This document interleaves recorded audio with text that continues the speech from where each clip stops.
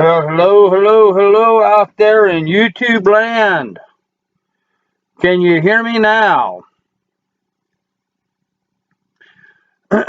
Teresa, Autumn Girl Acres, Ava, Lonely Prepper, Gone Preppin', hey son, Minute Maid Homestead, Palmetto, Simply Circus, Basic. Wow, you guys are all here. Can you hear me? Can you hear me now? Steve, buddy, first time here, new subscriber. Thanks, buddy. I appreciate it. Welcome. You're always welcome here at Grandpa's Farm. Can hear you great. Thanks, Rain. Okay, guys. Well, we've got a busy schedule today, so I'm going to have to kind of get right into it. There's a lot that I'd like to cover today. So, hello, everybody. Wow, look at this. We're getting a crowded room already. It's growing quickly. You guys rock. You know that? You guys really rock. So, anyhow, let's go to town with this. Sorry about that. My son's watching in the chat and texting me on the phone. Don't do that, son. It's irritating. Okay, well, apparently I caught whatever Brad has. I got a tickle in the back of my throat, so I'm going to stop from time to time to drink some vodka here. No, it's just water. It's really just water. Anyhow, having a lot of fun up here in Alaska this past week. It has done nothing but rain. It has been horrible. My pigs are literally swimming in their pen. The mud is so thick. I actually have to have their water dishes and their food dishes be so big they act like boats and float around in the mud so they can eat and drink. It has been an absolute mess. Anyhow, I won't shake my paper at you like Brad does, but I will go through my list because there's a whole bunch of stuff we need to talk about, okay? First of all, I want to do a quick review of the videos I put out this week. It's been a big content week. I put out a lot of stuff. And a lot of the stuff I've been putting out is because there's been a lot of collaborations going on, a lot of response videos, and, well, it's raining outside. There's not much else I can do, so I'm staying in here and creating videos, plus spending a lot of time driving up and down the highway, so it gives me a lot of free time to do little quick videos with my cell phone. So, wow, get a big crowd. Hello, everybody. Glad to see all of y'all out here. Wow.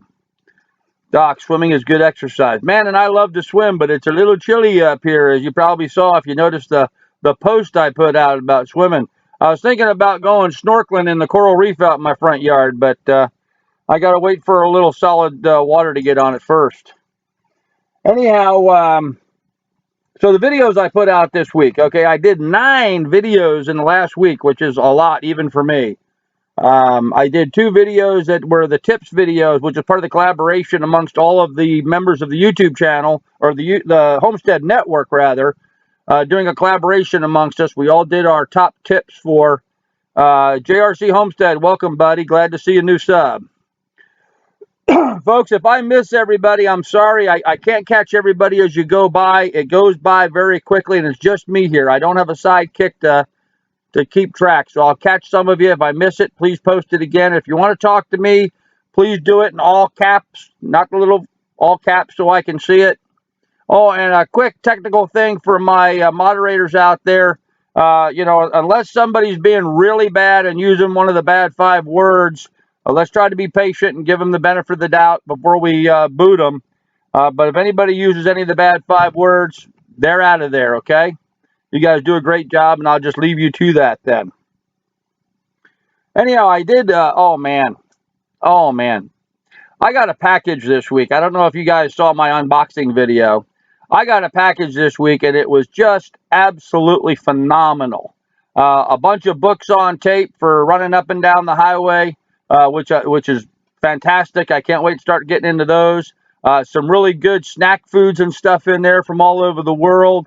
A bunch of tea and stuff, which, considering the tickle in my throat, I think I'm going to make some of that oolong tea for myself this evening. I can't tell you how touched it was for me to have somebody be kind enough to send me a package like that. There were a couple self-made MREs. You can probably, they're right here on the shelf behind me. I included them in another video that I did talking about being prepared for winter. It was just really cool to have folks come in and participate. Just because I want to know what video editor are you using. For my live streams, I use OBS, but for my videos, I video edit on Premiere Pro. No, James, I'm nowhere near ready for winter. Okay.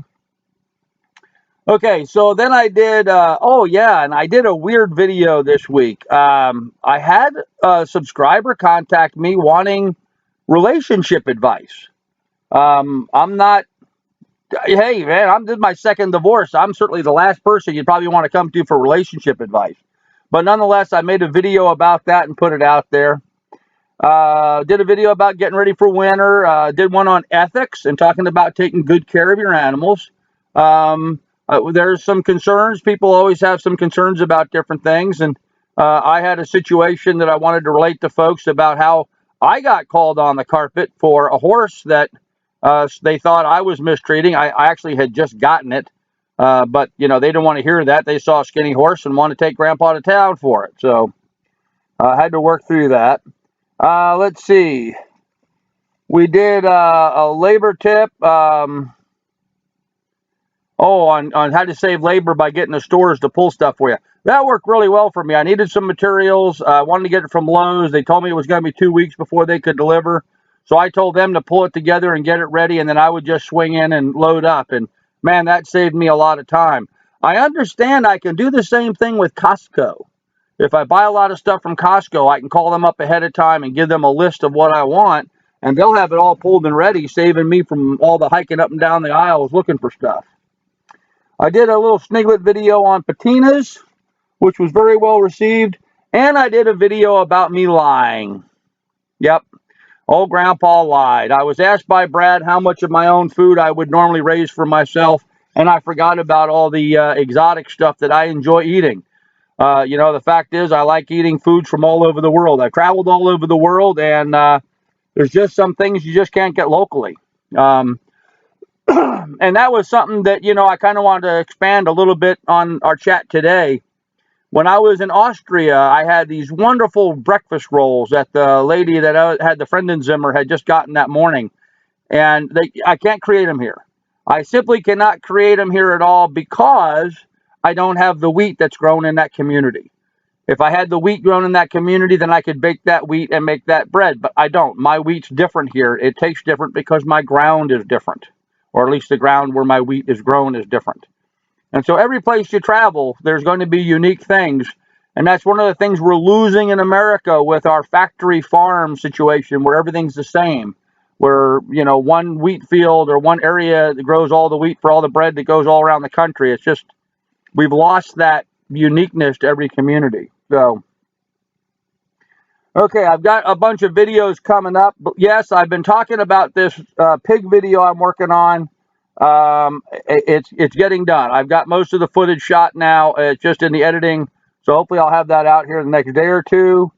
We'll be doing 3 more quick tips videos for the 5 video collaboration being done with the other channels. So that's going to be coming on. And you know, like I drove up there and I got my building materials, which I now have here. I have plywood and 2x4s. The rain has finally quit today. Literally about an hour ago, it stopped raining.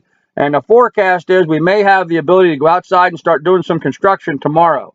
So hopefully I'll be out filming the construction of the storage building.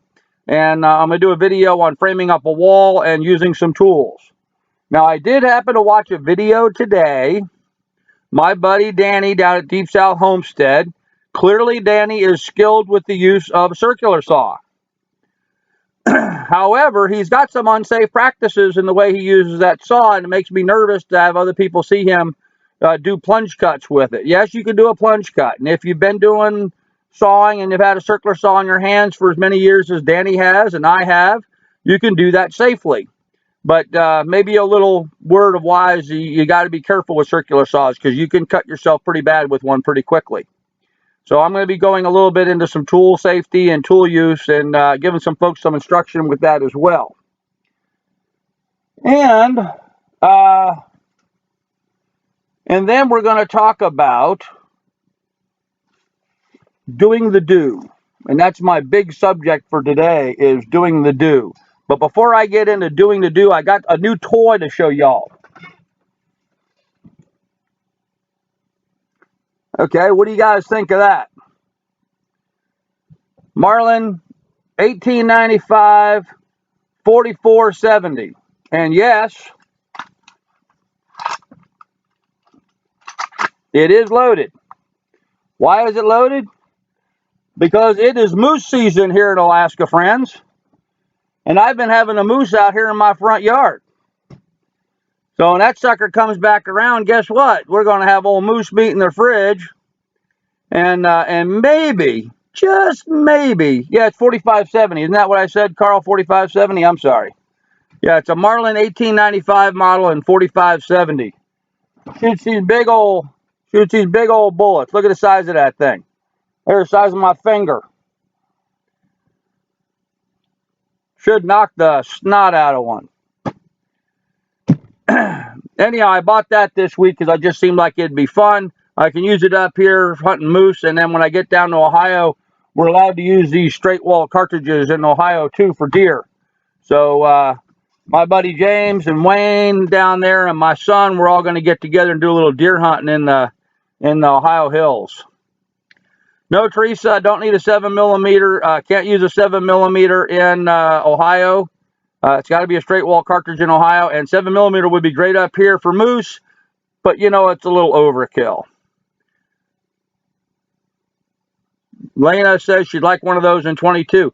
Yeah, the 22 rim fires work well in the lever actions. I had an old Winchester 22. Really nice little lever action, a lot of fun. Yes, KK, that is a big load, isn't it? This particular one is made by Grizzly.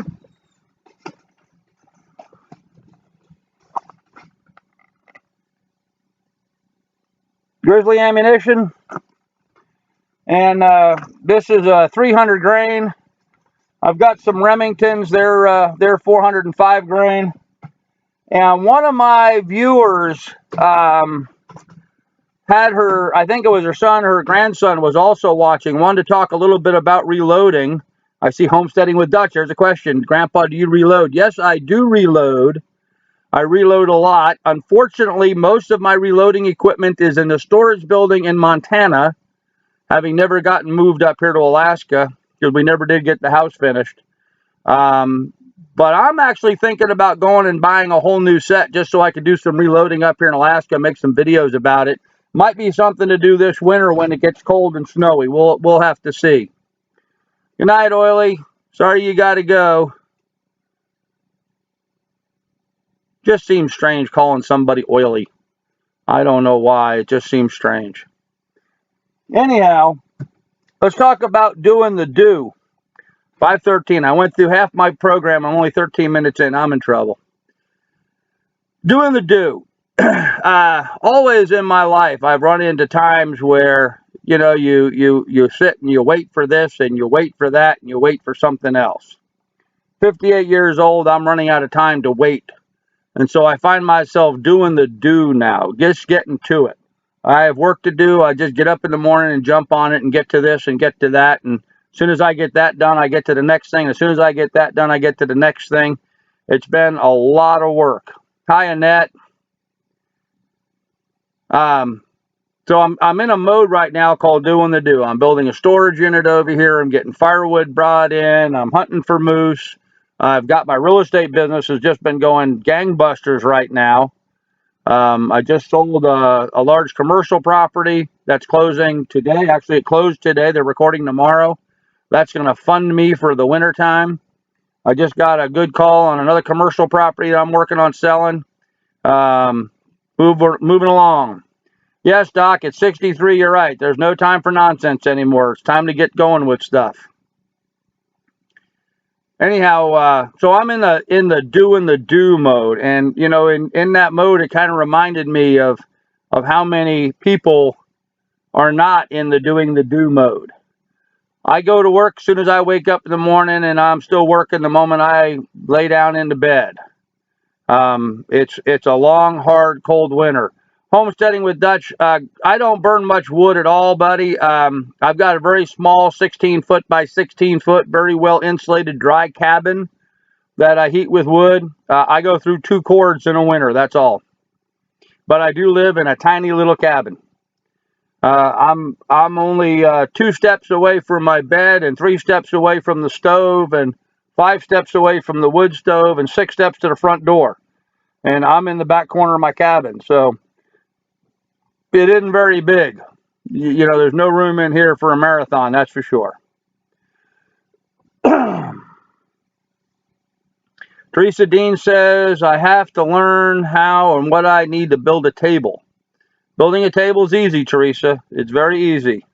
Learning how to use the tools and doing your layout is the hardest thing. Yes, homesteading with Dutch, that's correct. Yeah, I don't have to bring in a lot of firewood. I really don't. 2 cord is not a lot. Although this late in the year, I'm kind of up against it because I don't have much in the way of really good dry wood. So,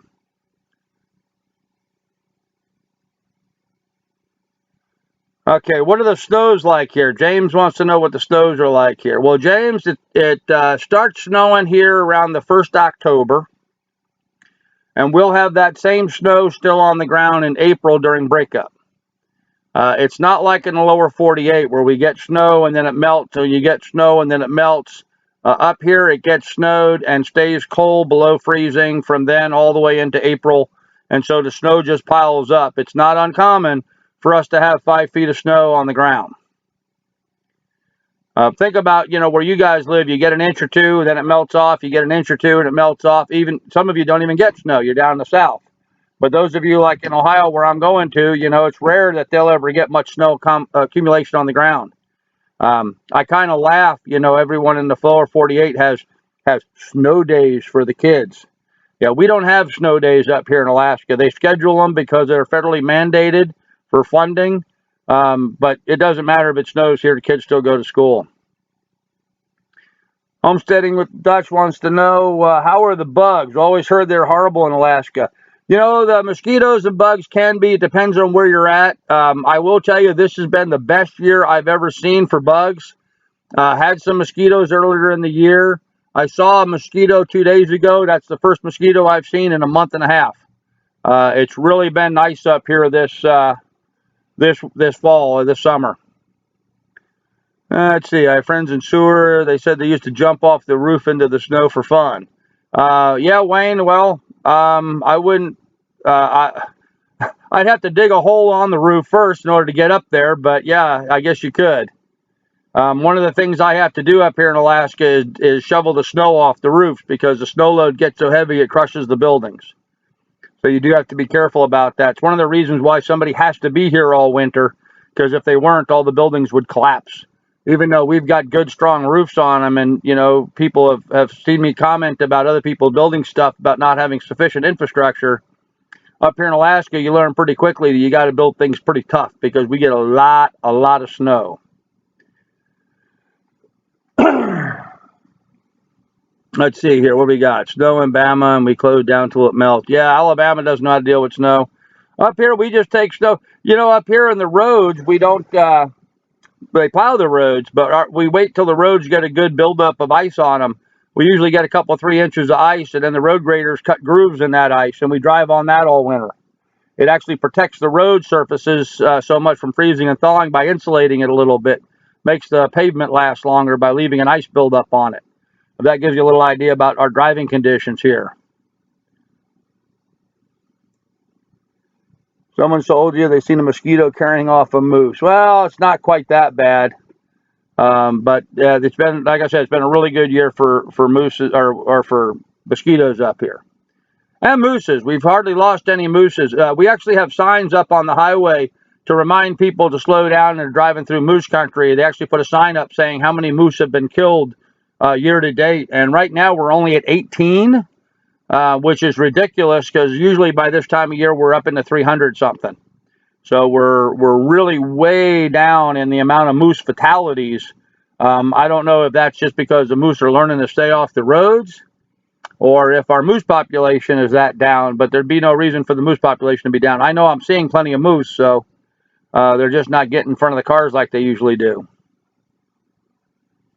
Teresa wants to know, do we have bees up there in Alaska? Guys, if you want to ask me a question, please put it in all caps, okay? Yeah, we do have bees up here, Teresa. We buy them. I buy a Nuck box of bees every year and put them in my hive. It's the only way we have bees up here. They can't winter over. They freeze to death. Where I'm located, we get 3 weeks in a row of minus 30. It just kills everything. Doc says, I need a new set of moose mittens. Well, Doc, come on up and go moose hunting, buddy.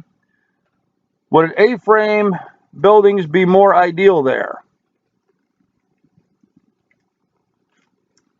Yes and no, Carl.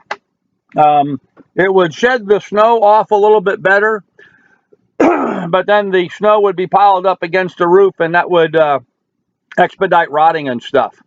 Ideally, you want a roof that'll come over and shed, that'll go way off away from the building and shed the snow so it drops well away from the structure, so that as it starts to melt later on, it melts away from the house and not up underneath of it to break up your foundation and stuff.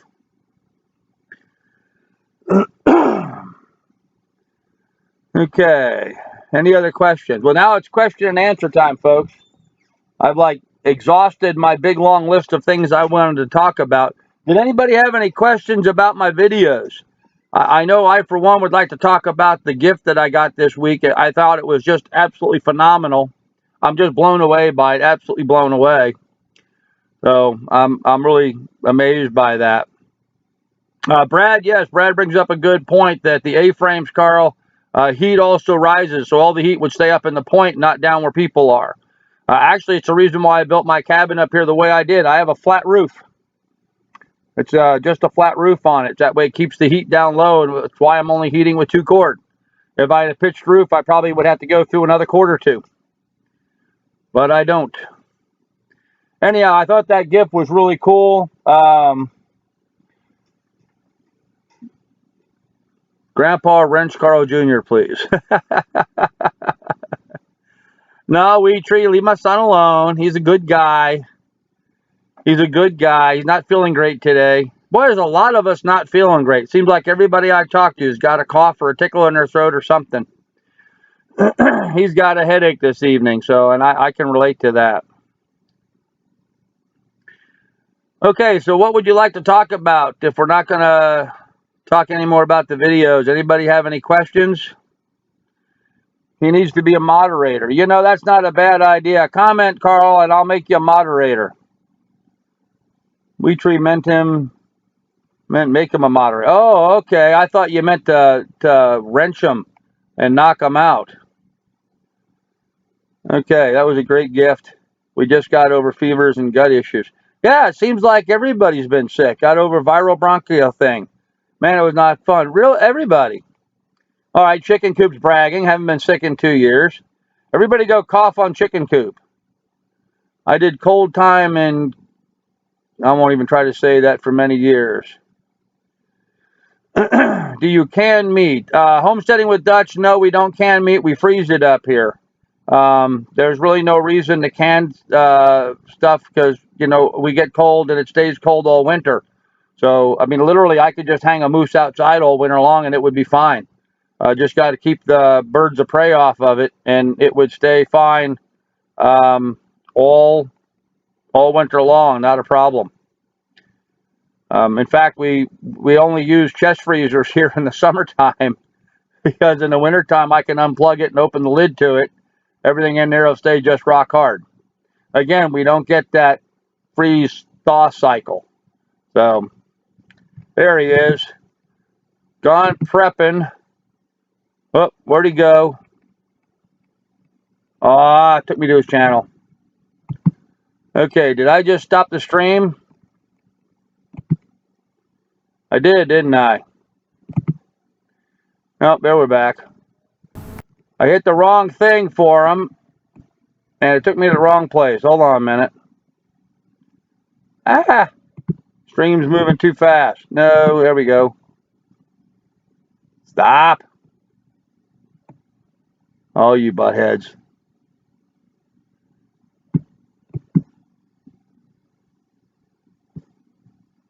Got him. All right. Now he's a moderator. You guys thought you could get me, huh? All right. Did you get all the wood you need? No, Teresa. I've got a cord in. I need to get another cord brought in. So what more do you need to do to prepare for winter? Asher, I have a ton of stuff I have to do. I've got to get my storage building finished. I've got to move all my tools and household stuff into that storage building to get it out of the weather. Then I need to get chainsaw out and remove a bunch of trees here on the side of the cabin. Then I got to go get some other trees on the other side of the foundation over there removed. I got to take down 3 greenhouses and throw them out, get them packed up, thrown out. And then I got to dig a trench over from the well to here and bury that water line, a trench from here to the septic tank to hook into the septic system, put a foundation down for the bathroom and the kitchen addition, and then build both of them to start with. So, yeah. And I've got between now and about second week October to do all that. So that's not going to happen in time. If I'm lucky, I'll get enough things done so I can get the water lines and sewer lines buried in the ground before winter. And then the rest of it I can do once we have snow on the ground. Okay, so Wheatree Carl Jr. did post, and I wrenched him.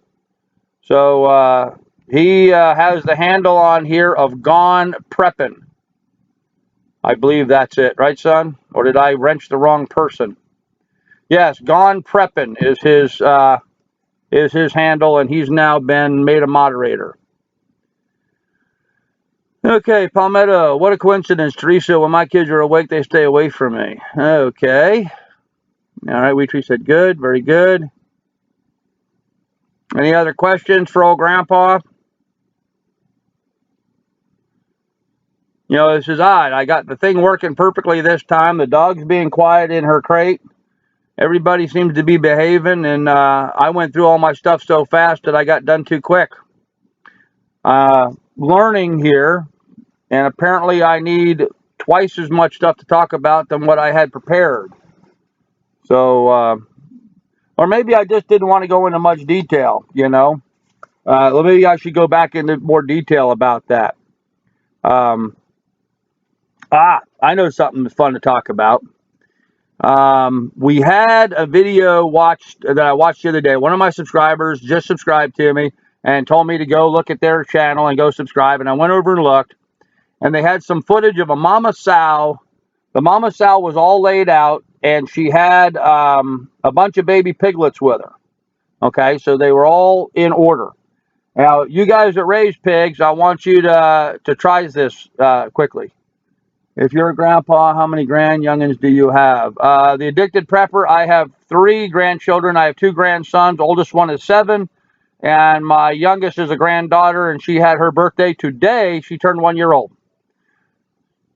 Do I have a backhoe for your trenching? No, I don't have a backhoe. I rent one from a neighboring yard here.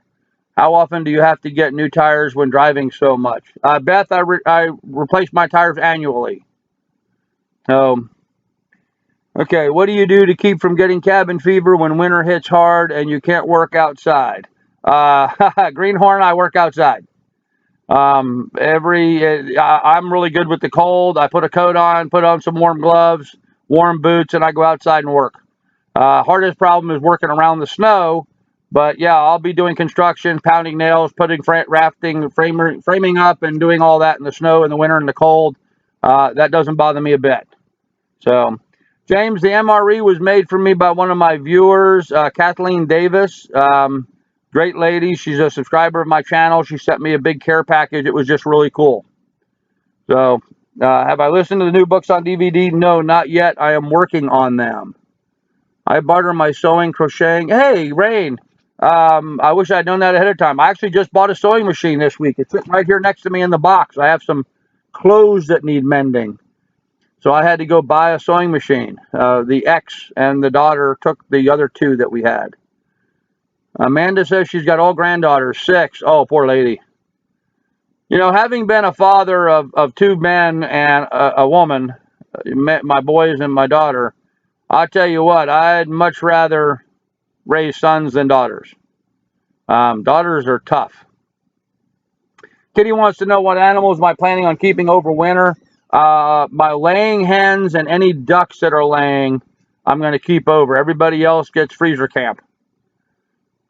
We get snow up to the roof line here in the Sierras. Do you get snow up over your roof? Beth, we have, yes, we have gotten snow up high. It all depends on where we're at. The biggest thing here is we get snow and it just comes down and stays down. It stays down all the time. About an hour, 78%. I don't know what that means, Ava. You must be talking to somebody else. Amen, Grandpa. Thanks, Amanda. 78 homesteading. Okay. All right. So anyhow, let me tell you about the piglets that I was watching earlier, because this is really funny and it's something that you guys should try doing. If you ever have a sow with baby pigs, no, Beth, I bought a new Singer sewing machine. If you ever have a sow with baby pigs, you give the pigs a few days to get acclimated, and they're going to all pick a spot in line with her. You can go right down and number those pigs, 1 through 10, 12, whatever it is. You pick them up and move them around. You come back 15 minutes later, and they'll all be in numerical order again. I kid you not. I've seen it done. Yes, we don't barter very much up here. A lot of folks on the Homestead Network do barter. We don't do a lot of bartering up here.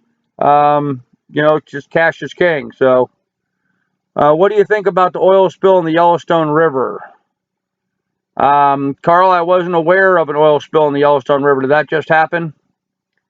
I don't get TV up here, and I don't read the newspaper. So, my keeping abreast of current events is kind of challenged.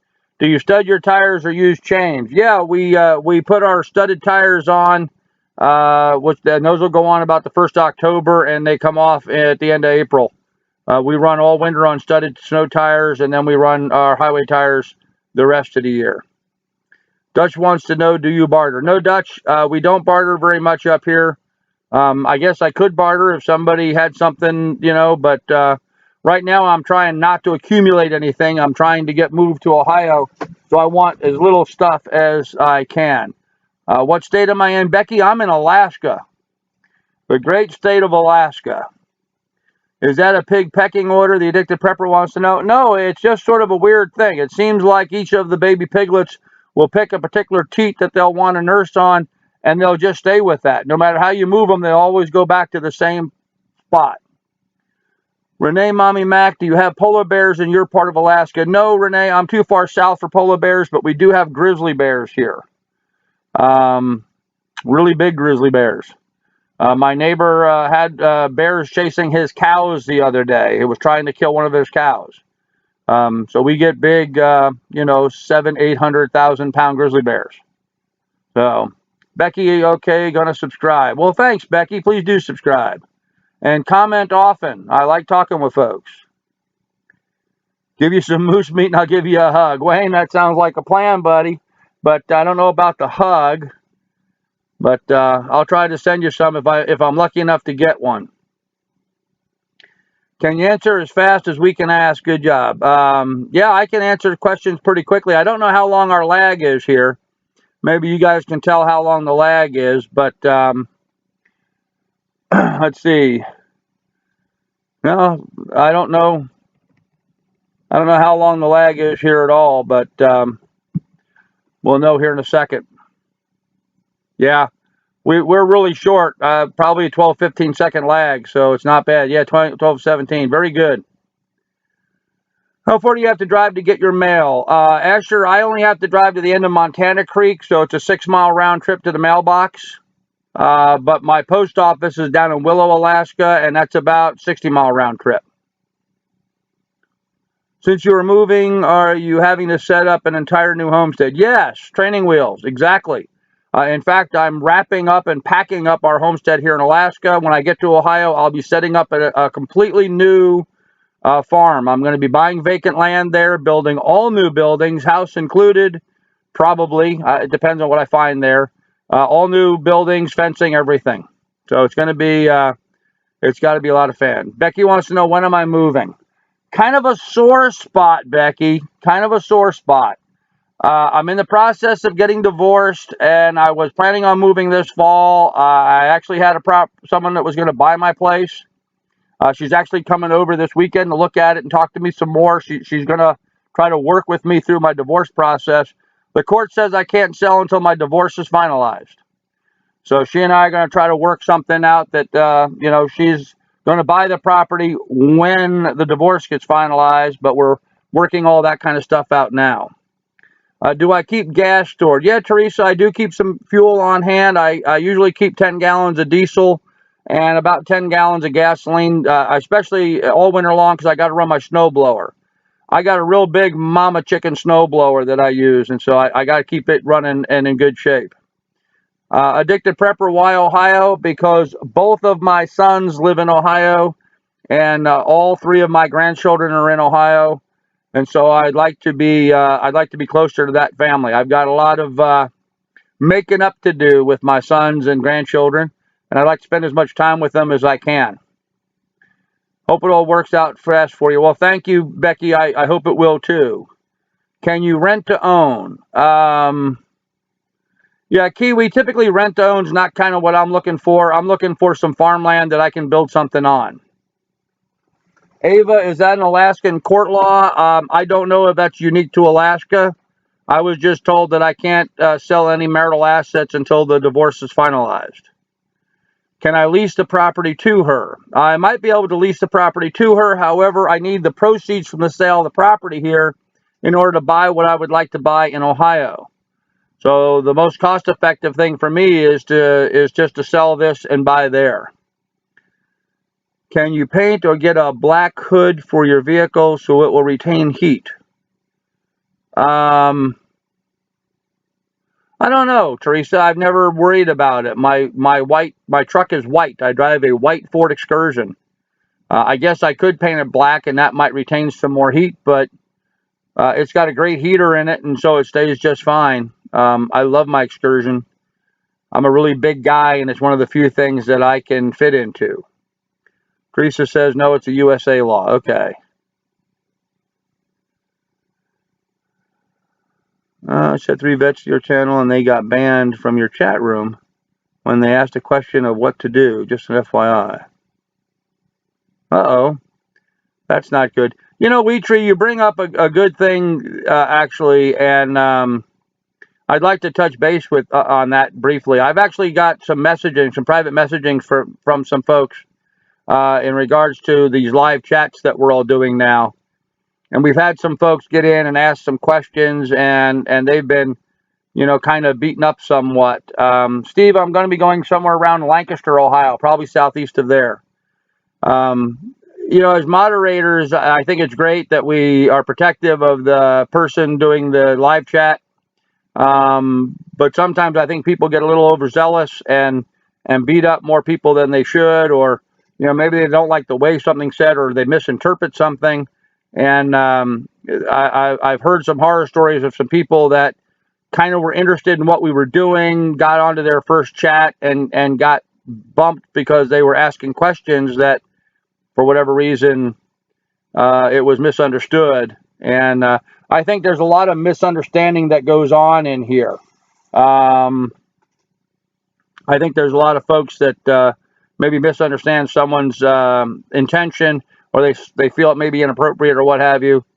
And so I think we just got to be a bit more conscious. We certainly don't want to scare off anybody that might be interested or wants to learn more about the Homestead Network and what we're all doing and why they might want to be participating in that. So I like to make everybody feel welcome, and so let's try to do that if we can.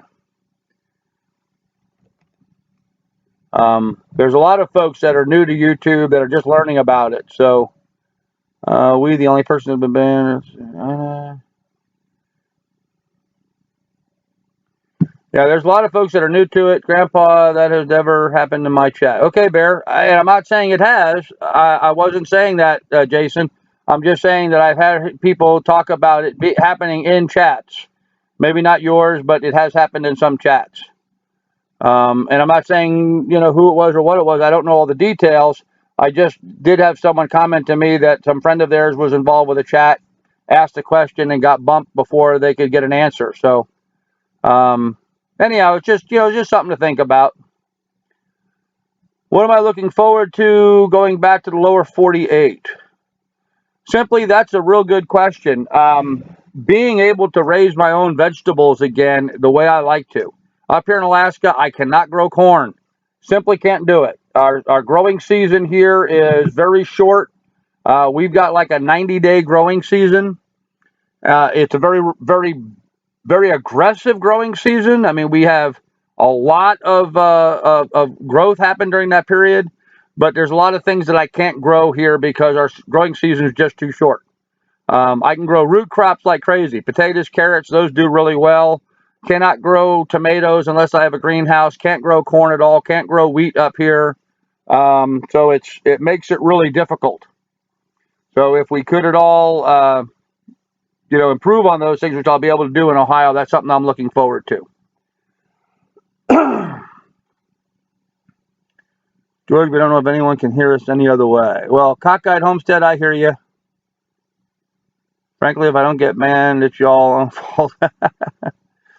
Yeah, we got corn in Ohio, tons of it. And man, I'll tell you what, nothing better than going to the Ohio State Fair and getting a big ear of corn, roasted corn, and putting it down in that coffee can full of butter and walking around the fairgrounds. Love doing that. Simply, I've been up here in Alaska for 7 years now. Yes, Brad, I can grow beans in Ohio too, but I'm not a soybean fan. Soybeans have a negative impact in people that I don't care much to delve into too much here, but suffice it to say, I'm not a big fan of soybeans. I got 68-row Bantam heirloom grown in Canada. You were saying I'll send you some. You were growing corn, Merritt? Is that what you're talking about? You're growing 68-row Bantam corn? Yeah, but Canada is a lot warmer than what I am. I'm at 62, guys. I'm all the way up at 62 latitude. They're scared of you, PP. Sweet Corn Festival coming up. Yeah, Brad, I know. I'd love to be down there for the Sweet Corn Festival and the Pumpkin Festival. Now, we can grow some pretty big pumpkins. Actually, if you guys do some homework and do some research, you'll find that most of the record-sized vegetables, a lot of them come from up here in Alaska. I actually was down talking to a fellow the other day about buying some cabbages. In fact, right now here on the floor, I got a couple 14-pound cabbages I'm going to cut up and make some sauerkraut out of. But we've got cabbages up here. I think the world record was something in a couple 100 pounds or some ridiculous figure like that. Alaska is known for growing ridiculously large vegetables. Yes, Beth, Alaska has some prize-winning vegetables if your prize is having them big. I'm not a big fan of big. I'm a big fan of quality. If I can have big and quality, of course, that would be great. But sometimes they grow things so big for the size, and it just ruins the quality of it. The inside gets pithy or what have you. It's just not really good. Beth, yeah, in the summertime, actually, we have not 20 hours. We have 24 hours of sunlight here in the summertime. It doesn't get dark at all. It gets maybe dusky at 2 o'clock in the morning. It'll be like dusky maybe. But in fact, the sun never goes down. It literally comes up around the trees. It'll get behind the trees a little bit where, it's not up high enough to be right up, but it doesn't go down. And then, of course, in the wintertime, it gets dark here. And sometimes out over this way, we'll just see the sun through the spruce trees, and that'll be it for the day. It never gets up high enough to be above the tree line over here on the side of my property. So we get 24 hours of daylight in the summertime, but we get down to 8 hours of daylight in the wintertime. It gets dark here and stays dark. Annette R says I can't see my post. Annette, I can see your posts. I don't know why you can't, but I can. My little cousin is 6'7" and 280. Oh, that's pretty good sized kid, Palmetto. By the way, I'm 6'3", and we won't talk about how much I weigh. He's a tight end tackle for the football team in his high school. Okay, cool.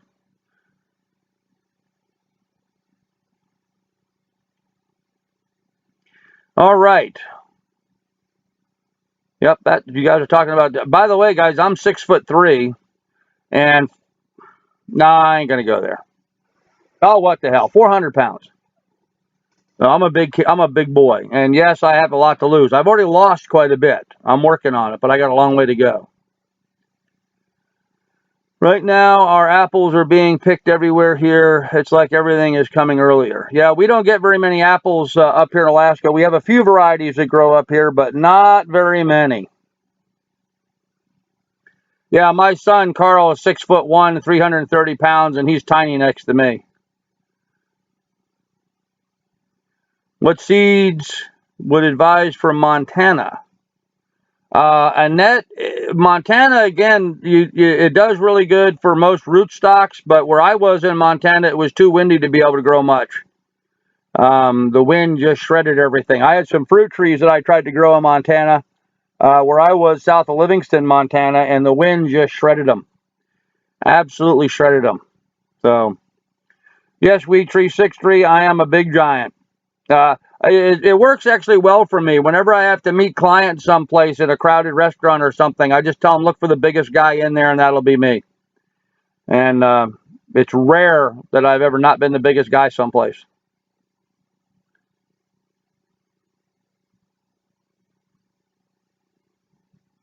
Trying to read. Anybody have any questions? Did I miss anybody's questions?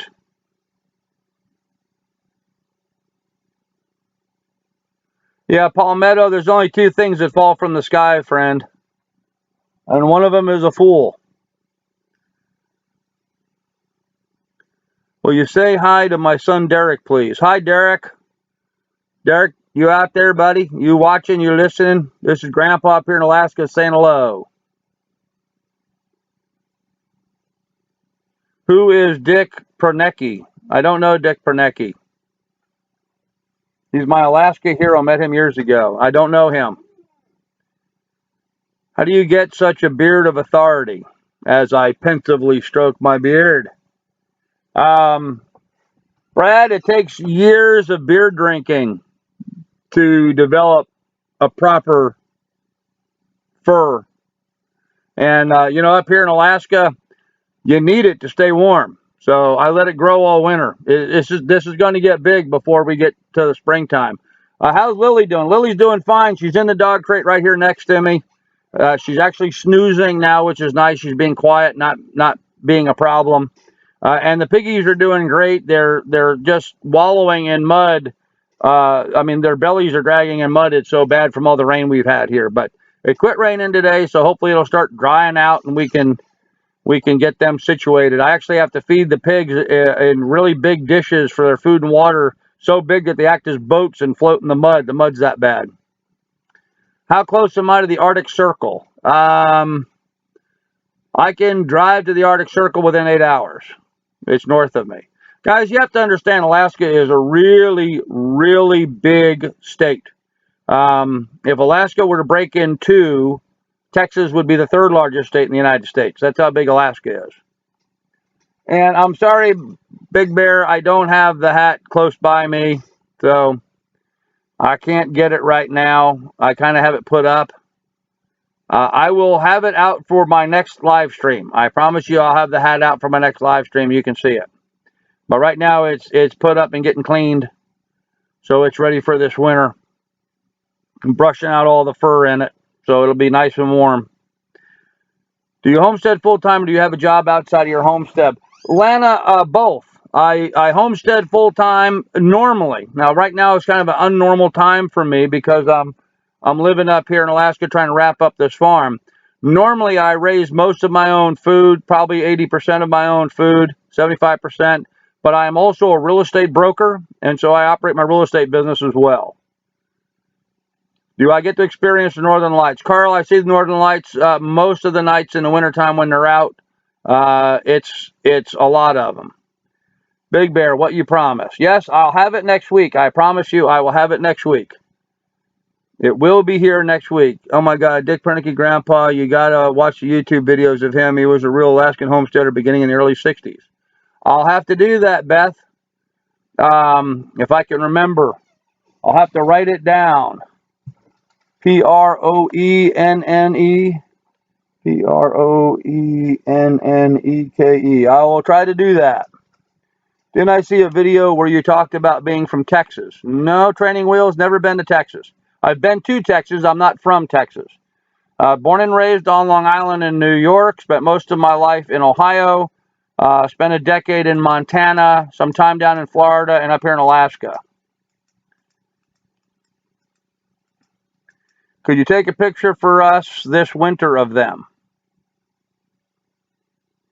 Take a picture of what, Jason? Could you take a picture for us this winter of them? I don't know what you want me to take a picture of. I don't think I would look good with a beard of power. Nope, not a good look for me. I don't know about a beard of power. I think more of it just sort of a beard of warmth. You know, the hair gets thicker and it gets a little bigger. And, you know, for those of you that have never had a beard, it works just like any other textile. It traps warm air inside between the hairs. And so that tends to keep your throat warm. It actually does have a nice effect. When I was down in Florida, it was too hot, and I shaved the beard off because it was making me sweat all the time because it was trapping the heat against my face. But up here in Alaska, I need to grow them. Oh, you want the Northern Lights? Sure, I'll take pictures of the Northern Lights. I'll videotape that for you. It is cold when the Northern Lights are out up here. It's usually on a crisp, clear night. What happens up here, which is sort of interesting, is we'll get overcast skies that'll come in and they'll stay. A month or so, we'll have overcast skies. Cloud bank will roll in and it just parks itself over the top of us, which is kind of nice because it keeps it from getting really cold. We'll have, you know, as long as we've got good cloud cover, it'll stay in that 30-degree range, you know, 20 to 30 degrees, somewhere in there, not get too cold. When the cloud cover moves off, however, and we have those clear nights where you can see the Northern Lights, then it gets really cold. Then we start dropping down into the minus temperatures. So it might be a little hard on my cameras to film. What typically happens is my batteries crap out on me, but I will definitely try to do that. And even all the way up here, the Northern Lights aren't out all the time. They're only out certain times. But yeah, I'll try to take some pictures. I'll try to videotape them. I will tell you, you lose a lot of color when we videotape them. For some reason, the cameras just aren't quite good enough. Maybe my new Canon camera will do a little better job of catching the colors, but we'll see. Teresa says she's wanted to see them since she was in the 4th grade. Well, Teresa, come on up this winter and spend some time, and you will see them because it'll be crisp and cold. Pine Meadows Hobby Farm, sometimes quality comes in small packages. Yes, they do. Hey, you know, talking about that, a lot of you guys just came from the tech talk that was being given by Brad at the Big Family Homestead, and he was talking about cameras. Let me tell you something. One of my favorite cameras is I have this little tiny GoPro Session. It's about an inch, maybe inch and a quarter square. Costs $200. It's a cheap camera. Let me tell you something. It's one of my favorite cameras. It's waterproof down to about 30 feet, so it doesn't need a housing for going swimming. I can walk around with it in the rain. It picks up great audio. It does a great picture. I really like my little GoPro Hero Session camera. Cheapest camera I've ever found, and it connects with my phone so I can look at my phone and see what the camera is. Up here in Alaska, we use headlamps a lot. We're always walking around. There you go. We're always walking around with a headlamp. Like this. This is what Alaskans look like here in the wintertime. Everybody's got the goofy light on. Well, my headlamp, or my GoPro, works the same way. I mount it up here on my beard and I carry that around. Beth, yes, I am on Facebook. How warm is the cabin in the wintertime? Home Place Journal, it's hot. My cabin is hot in the wintertime. It really does. My wood stove is too much. In fact, I upgraded my window here in the front for this winter. That way I can leave it cracked open a little bit all winter long and get a little cool air in, because my little wood stove gets too hot. It's oversized for my size cabin. Homesteading with Dutch. What kind of chainsaw do you use? Dutch, I am a steel man. Always have been, always will be. I've used some other chainsaws when I was a young man. Home Lights and Husky Varnas and some of these other ones. I learned to use steels a long time ago, and I stick with them hands down. Hands down, the absolute best chainsaw on the market is my Stihl. And I think I have 4 of them right now. My favorite one I actually keep in the cabin. It doesn't go outside. It stays in here. My big 028 stays in here. It's only about 20 something years old and works just as good as a day one. Not a good place to talk about politics, George Jefferson. Yeah, we don't, we try not to get politics into the show. We try to keep it all about homesteading and life in Alaska. So let's try to keep it that way. FYI, let it melt. Do not try to get the caked ice out of your beard or mustache. Yeah, that's true. Yeah. And you should see me. I'll make sure I get some footage this winter when I'm out snowmobiling or out with the dog team. Well, when we're out running around, because this will all be ice. The mustache will be solid ice. The eyebrows will be iced up. And all this part of the beard on the sides here will be solid ice. As from running around and breathing, your breath comes out and it gets into the beard and freezes. So, do I have any issues with condensation? No, I have no issues with condensation up here. My son wants to ask, you have a good Halloween story involving a chainsaw? Yeah, we had a resort in Ohio we ran for many years, and I took the chain off of my chainsaw and dressed up like a crazy guy chasing people around, and I actually ran up to some guy, and he thought he was all big and bad and stood up to me, and I took the chainsaw and put the bar of it right against him, and he thought I cut him in half. Of course, it didn't even have a chain in it. There's no way it could have hurt him, but it scared the bejesus out of this guy who thought he was going to be so tough and show off to his ladies' friends. Well, they kind of giggled at him from that point on. The addicted prep, yeah, it really scared him when I did that. They haze new soldiers in Alaska by not telling them to leave their baklava until the ice melts once they're inside.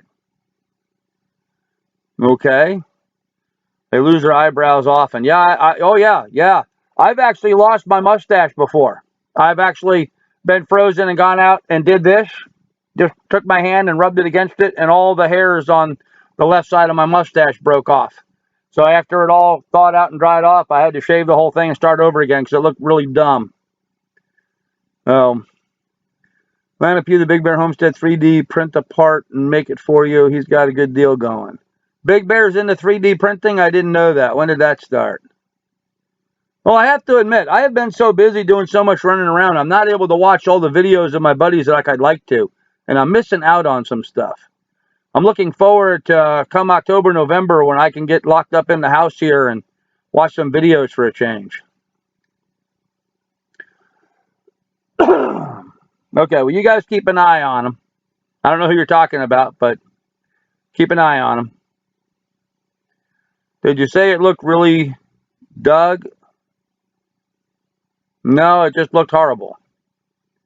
Does a beard keep you warmer in cold weather? Yes, it does, Beth. That's why I grow my beard. It's really the only reason why I grow my beard is because it keeps me warm. And yes, my son, Carl Jr., also has a beard, although he's got a little boy wimpy one. He doesn't have a real man's beard yet. Got to pick on my son as much as I can. It's a lot of fun. Yeah, it's all in the family. Actually, my other son, Vincent, he's got a huge beard. His beard's bigger than mine right now. Kids ask if you ever play Santa Claus. Yes, Courtney, I have played Santa Claus many times. I used to have a Santa Claus outfit. I don't have that anymore. But yeah, I used to have it all the time. Teresa says, I love my husband's beard. It was so soft. Yeah, they start out that way. Actually, they start out bristly, and then they get soft, and then they get bristly again, and then when they get really long, they get soft again. I think it's the shampoos or something we use in it. I found that actually soaking it in some beer, soaking it in some beer helps to make the beard much softer. I actually grew my beard with hair out because I was curious what God would have me look like if I quit meddling with it.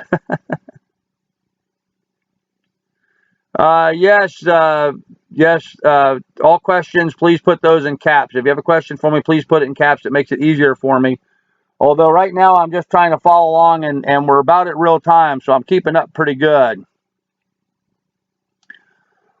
When I first met him, he was 17. His hair was longer than mine, and it was beautiful.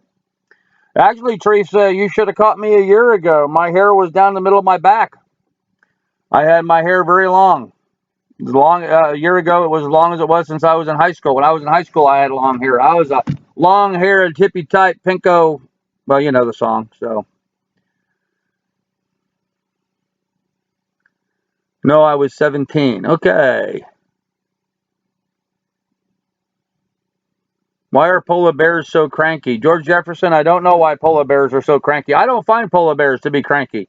I find polar bears to be inquisitive and hungry. I find moose to be cranky. The moose is the biggest problem we have here. I have yet to meet a moose in a good mood. Every moose I've ever seen has been a problem moose. So, homesteading with Dutch. I'm glad you were here. Sorry to see you go. Oh yeah, it's 6:01. I guess my hour is up. Well, I'll leave it up to you guys. You want to continue chatting for a bit? If not, I don't think there's anybody falling behind me. I could keep going for a bit if you want, or we can pull the plug here if you guys have stuff to go. I will wait to see some comments about what you'd like to see us do.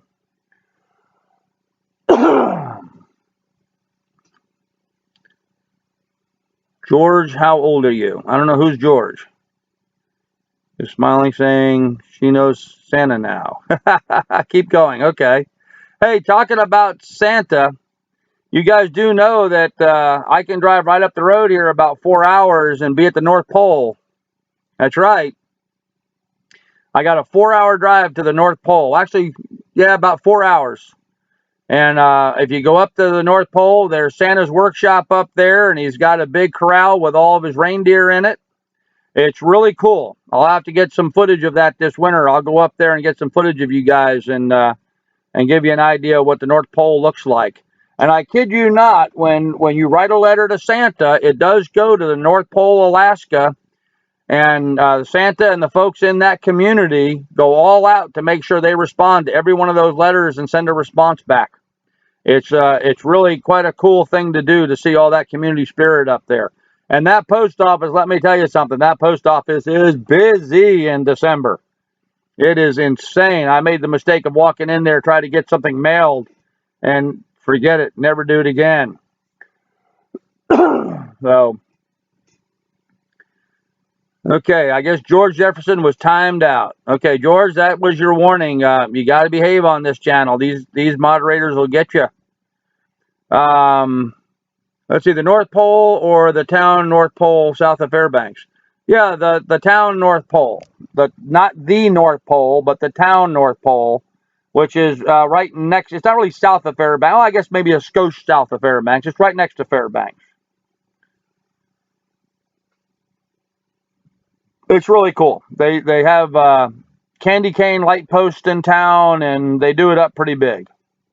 They're pretty big. Do you all have Santa up there? Well, of course we have Santa up here. He lives up here. He lives in the North Pole, Alaska. That's where Santa lives. Palmetto Paratroop says North Pole is the most annoying town. You know, if you're not into the Christmas spirit, it can be pretty annoying, but it's a lot of fun. I will say they've got about the largest Christmas item store I've ever seen. If you ever wanted a place to find a Christmas ornament, they have acres of Christmas ornaments in there. Around here, dumpsters are padlocked because of the bears, and all of our beehives are insecure. Cyclone fencing. Yeah, Beth, that's the way it was in Montana, too. Surprisingly, the bears up here in Alaska haven't bothered my beehive at all. They've left it completely alone. I imagine they have bigger things to worry about. Cajun, I don't know if I could live where... Now, wait a minute, Cajun. You've got gators. Yeah, okay, we do have gators. They can eat you. At least the bears I usually see coming. I hate to walk over to along the water and have a gator jump out of the water at me. So, But yeah, we do have bears here. Actually, I'm more concerned about mooses. Mooses are a much bigger problem for me than bears. In the wintertime, because I snowplow around the cabin, the moose will come into where I snowplow because it's easier for them to walk, and they can get over to the willows to eat, which is what they like to eat up here. And so quite often, if I have to go to the bathroom in the middle of the night, which of course it's night from 4 o'clock in the afternoon till 10 o'clock in the morning, I actually carry a 2x4 with me if I go outside. That way I can knock the moose in the head and they'll leave and get out of my way so I can go to the outhouse and back. I kid you not. There's a 2x4 right now leaning against the front wall of my cabin. I carry it over to the outhouse and I carry it back with me every time. James, we'll talk to you later, buddy. I see you're gone. Thanks for visiting with us. No snakes, lots of vipers. Yeah, we have no snakes in Alaska. No snakes at all. We have no snakes and we have no skunks in Alaska. At least not in this part. It's too cold for them, I imagine. We do have porcupines. That's our biggest problem animal up here is porcupines. All summer long, the dogs will tend to get into porcupines from time to time, and that can just be really difficult. So I saw something about lions after dark when they go outside because we have so many lions. Yeah, Beth, where you are, there are a lot of lions. We've got bobcat up here, but we don't have mountain lions per se. But I guess, yeah, in California, they're having a real problem with lions right now. Too many houses being built where the lions live. Beth says Hawaii doesn't have snakes. I didn't know that about Hawaii. Yeah, Teresa, it's very common up here in Alaska to see people carry sidearms. Everybody up here carries sidearms, and most of them say they carry it because of bears. Very few times you actually see a bear. When I was in the store buying a little Betsy here, I ran into a husband and wife that was in there buying a handgun for his wife because she was concerned about bears. They were just foolish. They bought the biggest damn gun, too big for her to shoot. The first time she goes to shoot that thing, she's going to break her wrist. She was just a tiny little thing, probably 90 pounds if she was soaking wet. I don't understand why people would try doing that. Fact is, pepper spray is your best defense against bears. It really is. Why don't I get a chamber pot for the winter? Because I don't like the smell, Donna. I wouldn't do that to myself. Outhouse isn't that far of a walk, and I just assume walk out. I'd rather walk out there and go to the bathroom than have that in my little tiny cabin. How are the prices on your guns compared to here in the lower 48? I don't know. Maybe you could tell me. This is Marlin, brand new stainless steel Marlin 1895 and 4570, and I paid $7.95 for it, which lever action guns tend to be expensive. I don't know why that is. But I can, we have a Walmart up here, so I can go buy a Remington 870 20 gauge for, $250. So I imagine some of the things are pretty much the same as they are down there. Some things up here are very expensive. Milk is very expensive up here.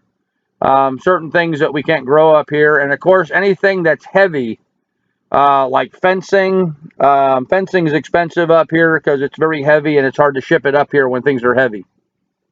I would rather deal with a bear than a moose. No, thank you.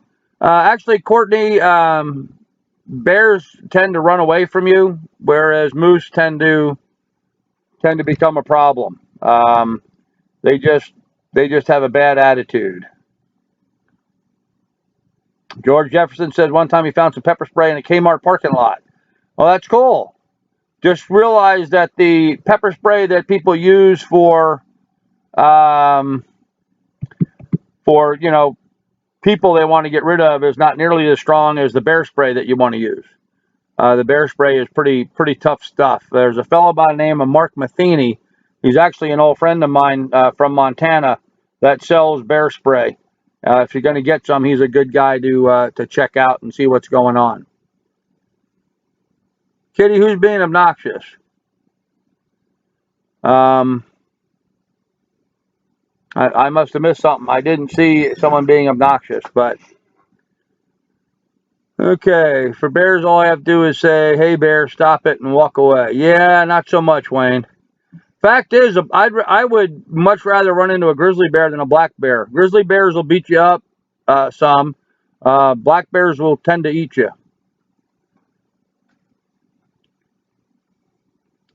Teresa says she's got a whole gamut of wildlife she has to deal with. Yeah, yeah, so do we. That's what happens when you live out in the woods. I got a gallon of milk for $1.29 last week. Oh my gosh. Yeah, milk's about $3.50, almost $4 a gallon up here. Oh, and I know someone's gonna ask, diesel fuel is about $2.35 a gallon.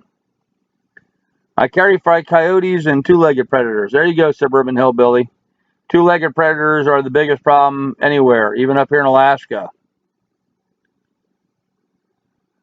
I hate those things more than snakes. I'm scared of snakes. Yeah, I don't care much for snakes either. My son's got an interesting snake story about Montana. We were all sitting outside around a fire chit-chatting, and he heard a sound. He looked underneath the chair he was sitting on. There was a rattlesnake coiled up underneath his seat. Needless to say, he jumped up pretty quickly.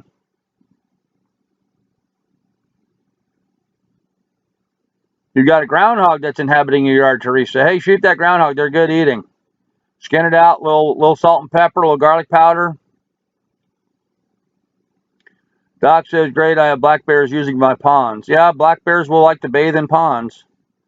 Raw organic milk's $15 a gallon. They sell out. Well, but see, that's the thing about having raw milk.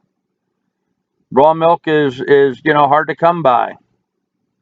And so those farmers that are bold enough to sell it are willing to do what they have to do.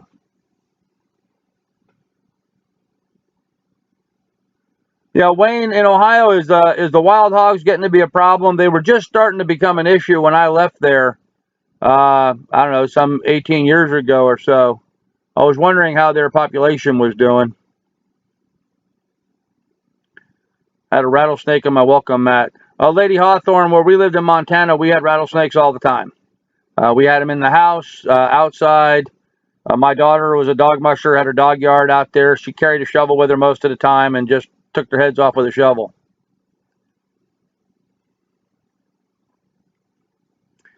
I'm a woman. I carried a 1911 45. Big gun for a chick, but I love my gun. Bigger guns are easier. They just want to go back on target. Yeah, training wheels. The nice thing about 1911 is an auto loader, so a lot of the kick is absorbed by the cycling of the action. The lady I was talking about, she was actually buying a 45 long Colt and a small frame revolver. It's going to hurt. I mean, I wouldn't want to shoot that gun, let alone carry it.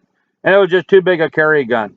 She'd have been better off buying a 1911. An autoloader would have made more sense for her because the recoil of the gun going off absorbs a lot of the impact of the shot. One of the nice things about them.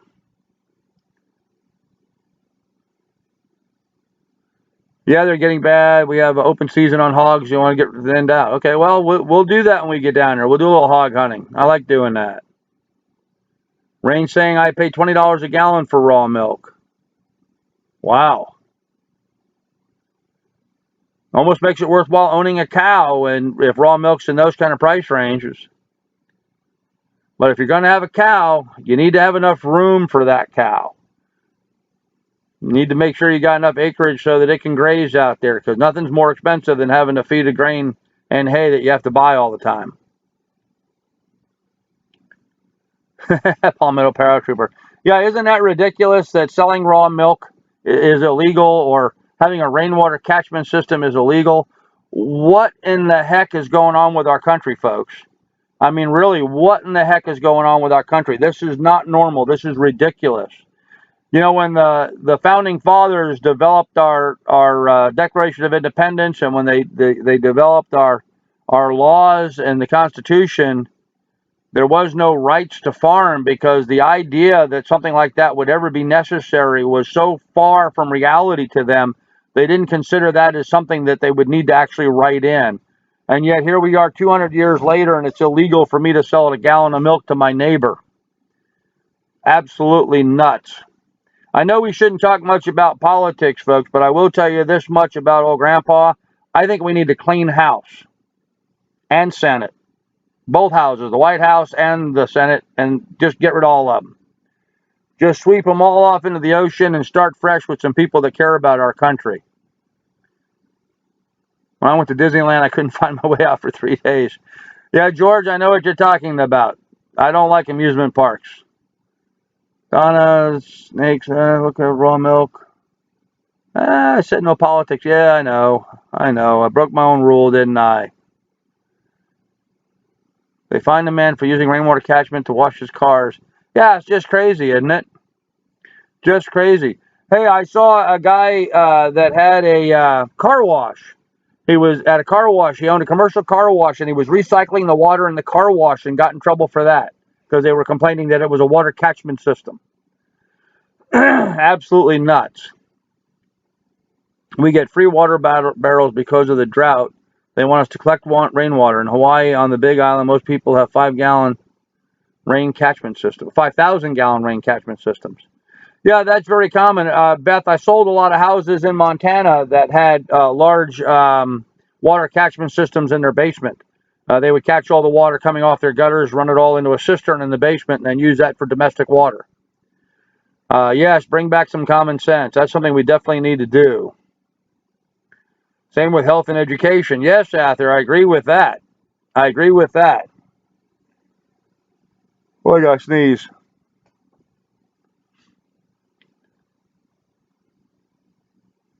I hate that. Okay, I'll try not to sneeze. Our founding fathers couldn't conceive of abject idiocy. Yeah, I agree, Doc. I mean, it's just absolutely crazy. Although, and there's some really weird, bizarre loopholes. As a farmer, one of the things I did up here for a cash crop for me up here in Alaska is I raised poultry. There's a little known law that the USDA put in that says I can raise up to 20,000 birds. 20,000, that's right, 1,000 birds. I can raise them here on my farm.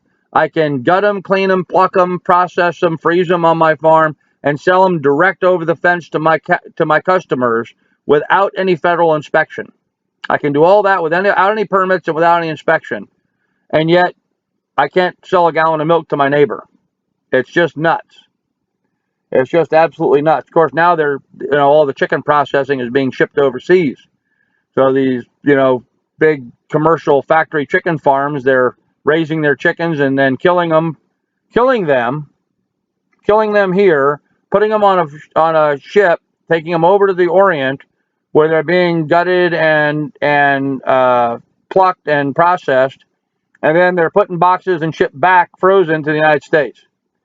There's something wrong with our labor system when it's so expensive to get things done here in this country that it's cheap enough for us to ship them halfway around the world and back. Just doesn't make any sense.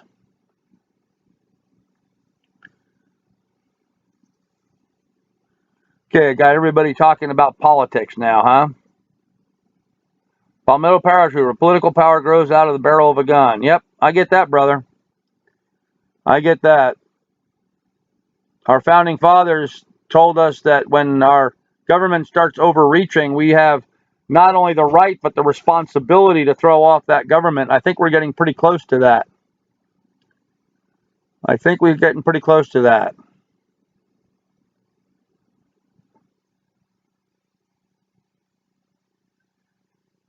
Sorry about that, Home Place Journal. I didn't want to educate them as to some place they missed, but it is a law that I've exploited up here, and surprisingly, the local so-called regulators, even the USDA office up here in Alaska, wasn't aware of it. I actually had to show them in their own paperwork where it was permitted, and it worked really well. I raised a lot of chickens, and raising them up here, even going down and buying feed from the feed store and having that expense as opposed to raising my own, I was able to raise and produce a good quality, free range, nice fat, heavy chicken for $7.50 a piece. And I couldn't sell enough of them.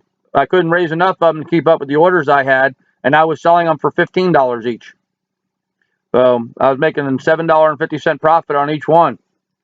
We would do a few thousand of those every year. In fact, that's something almost anybody could do because it doesn't take much room.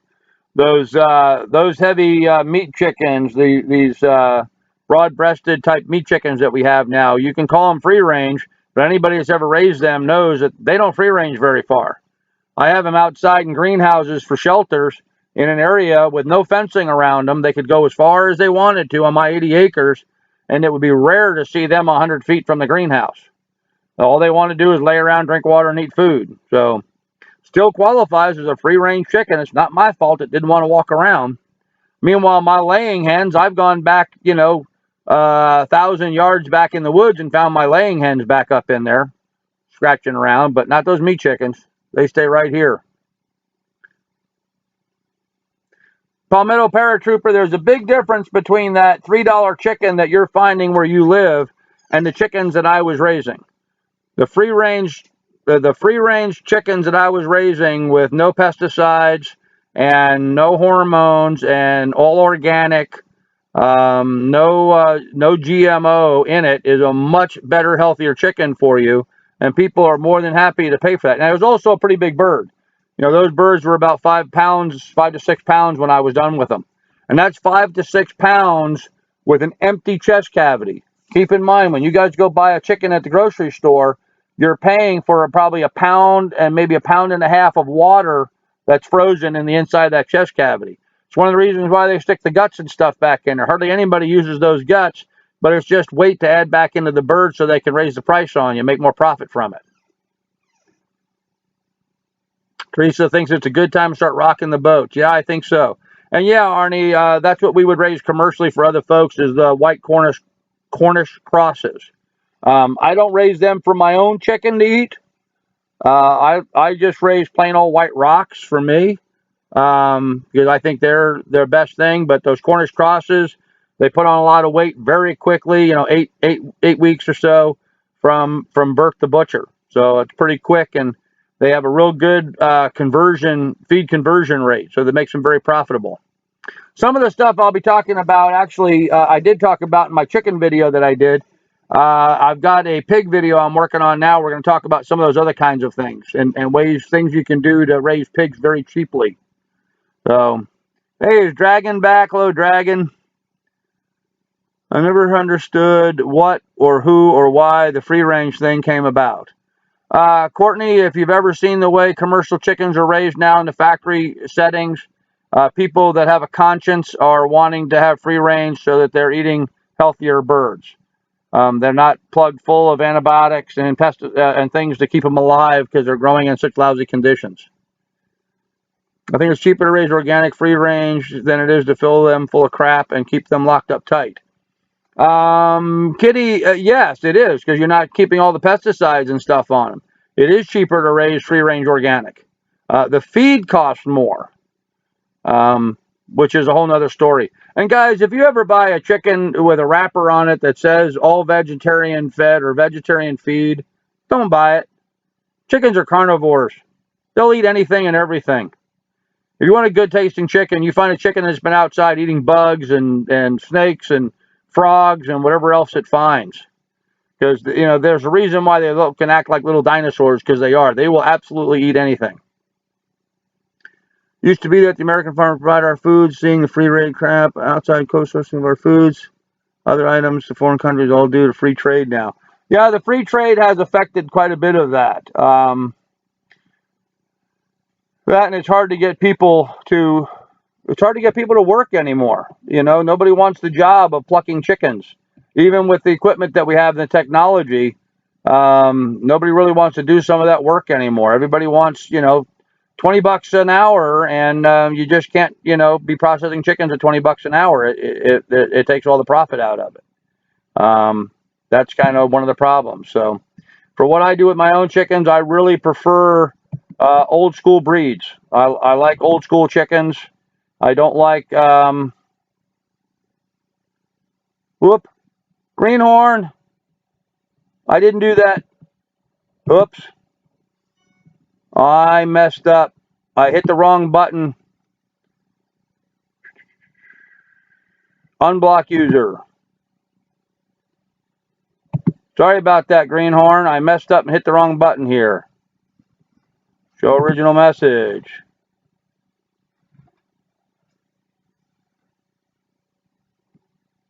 I messed up. I unbanned you, Greenhorn Farmer. Sorry about that. I was trying to control my chat on the side screen and I hit the wrong button. So, my apologies. Got carried away. You know, the problem is, folks, I got a little tiny keyboard and I got great big hands. I mean, look at the size of my fingers. Every time I hit something, I hit 2 or 3 keys at once. That's why my typing always looks dyslexic. If I have my time to do stuff, I can do it right. But if I've got to type quickly to keep up with the chat, I make a lot of mistakes. So I'm sorry, but I just, you know, I got fingers the size of pickles.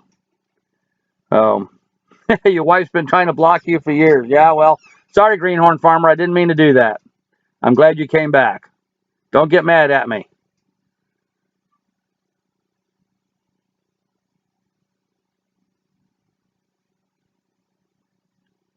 Palmetto Paratrooper says, got long, skinny fingers, can type. Yeah, I can't.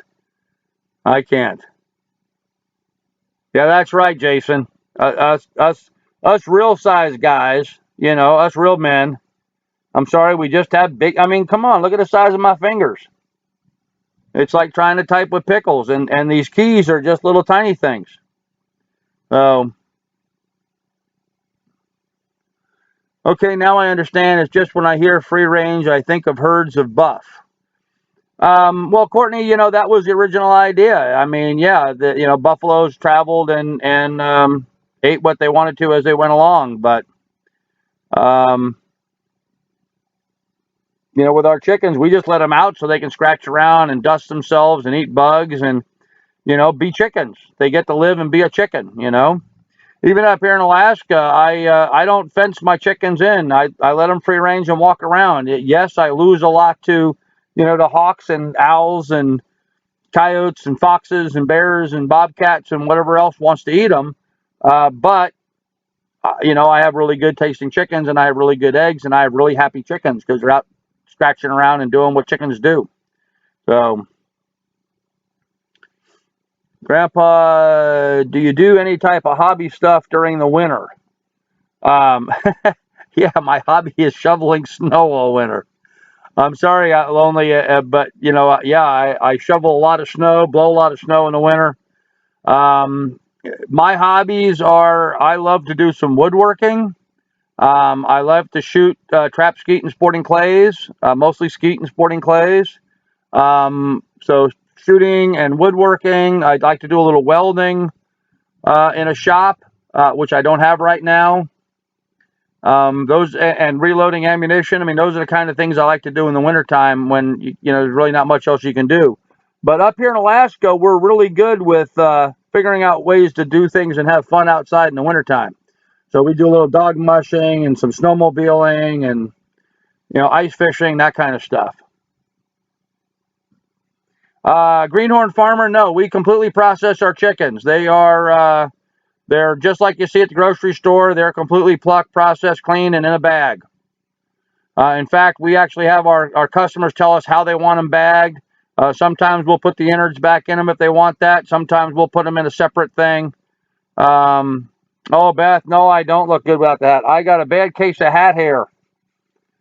Oh, that's why I'm wearing the hat, because my hair is all crappy right now. It's just not, it's at that in-between stage.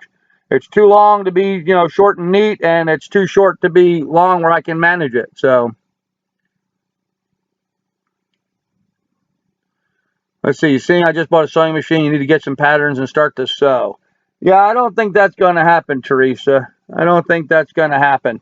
I'm using the sewing machine just to fix some holes in some pants, and I got a hem of a new pair of pants I bought, that kind of stuff. So yeah, I don't know.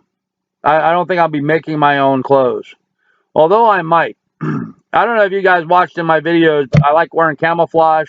I found this company where I can buy camouflage sweatpants from, and I'm sorry, they're just the most comfortable pair of pants I've ever worn. I just enjoy watching them because they're comfortable. They look like crap on me. You know, it's not something I want to wear going out and seeing clients or what have you.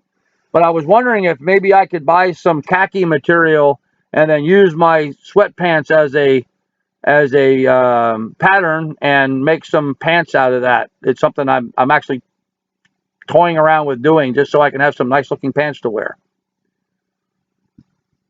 Wow, you could have sewn them by hand. Teresa, you ever see how small a needle is? Big hands, little tiny needles, bad eyesight, not a good combination. Soon to be ex Mrs. Claus Chapman. Okay. Quilt, I like camo to hide from people. Yeah, I like wearing camo. I wear it all the time if I can. I don't, I don't know. I'm old enough now. I don't care. I don't dress for fashion. I dress for comfort and for what I enjoy. And I like hunting and I like wearing camouflage. So, and when I'm eating and I make a mess and I get stuff dribbling all over my shirt, you can't see it in camouflage. No grease stains or food particles left. So, true story. Yeah. Yes, Kitty. Using other clothes for a pattern. Why not? I can use a seam ripper and open those up and then just cut the other fabric the same and sew it back the way it was sewn. It's kind of simple. You can still see me. Yeah. Ha, ha, ha. Yeah, man, that's right. Comfort first. I'm too old to care anymore, I'm not some young hottie that's got to be, I'm not a fashionista. I'm not trying to dress to impress. I've been there and done that. I used to be a stockbroker. I had the three-piece $1,000 suits, suit jacket and tie, going to the fancy store to buy my white t-shirt, my white work shirts and stuff with the embroidery on the cuff or what have you. I've been there and done all that stuff. I'm over it. I'm over I'm over all that stuff now. Right now, I have one sports jacket that doesn't fit me. I don't own a suit anymore. I have no idea where any ties are that I may own. Probably in Montana somewhere in storage. And if somebody were to die here and I had to go to the funeral, I would look like a bum. I'd probably have to go to the store and buy a bunch of clothes to go to a funeral. But I just don't. Yes, Tawana Lynn, camo sweatpants. That's what I wear. Camouflage sweatpants. They're very comfortable. Let's see, right, Carl? We're too old to care what others think. Then, yeah, just don't care anymore. I'm comfortable. I'm happy with what I'm wearing, and that's all good with me. Make sure it's a Jackie Vendetti. Oh, okay. Make sure it is Jackie Vendetti. What does that mean? Make sure it is. My phone's been doing something really weird. Okay? I didn't touch my phone, but for some reason, all of a sudden, what's her name? Siri comes on. I don't turn it on. It was sitting here by itself, and all of a sudden, Siri was following what we were saying and trying to look something up. I think my phone's had it. Maybe it's time for a new one. I buy men's clothes for winter too. Women clothes are too thin. Yeah. Especially when it comes to hunting clothes. I've always laughed. My wife, or soon-to-be ex-wife and daughter, I taught them to hunt, and we would go out bow hunting and stuff. They can never buy clothes. All the hunting clothes are made for men.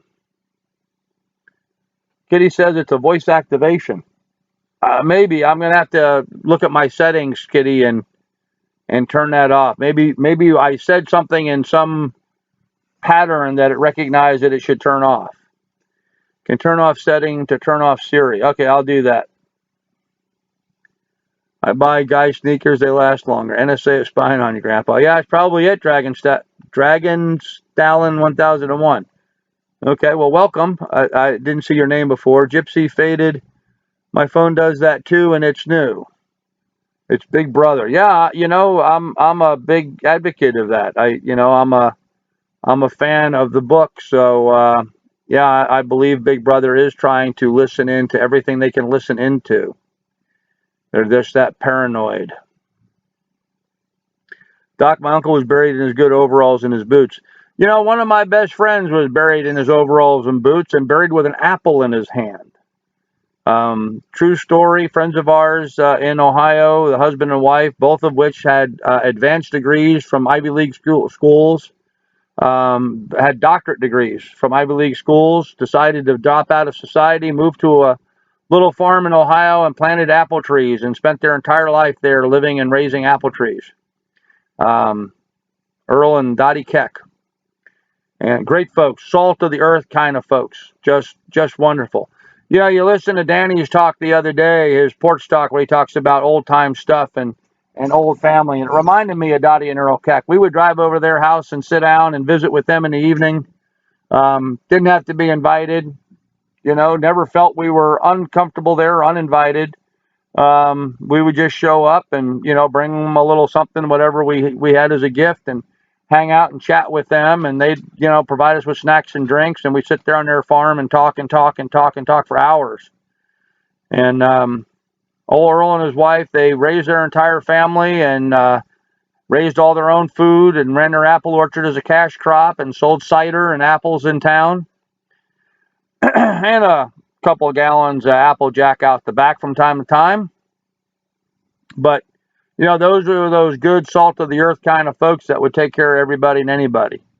And Dottie had passed away, and Earl was living by himself when me and a couple other guys finally installed a hot water heater in his house. They went their entire life without ever having hot water in their house. Did I not answer somebody? I see Donna saying she got upset with Grandpa when he didn't answer. What did I not answer? Did I miss somebody?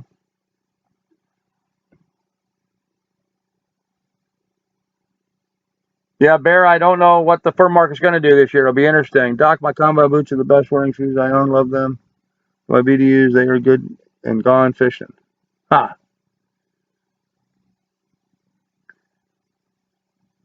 Okay, whose comment you guys were talking about? Someone got mad because I didn't answer a comment. I don't like doing that. Did I miss someone's comment?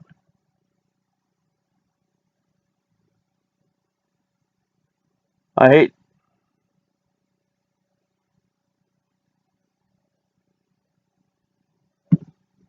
Ha. They were talking about Siri. Okay.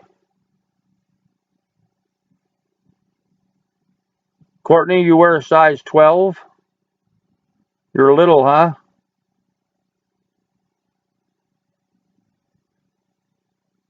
Mandy Garden, not that I can see. Okay, I think that's about Siri. Yeah, Donnie, you bring up an interesting thing. You know, fur is one of those things that goes in and out of fashion. When it's in fashion, you know, you just can't keep up with it. And when fur goes out of fashion, then, you know, you can't get anybody to go out and shoot anything or trap anything because there's no price in it. Best part of my job was always in contact with older generations, and we would talk for hours. That's good.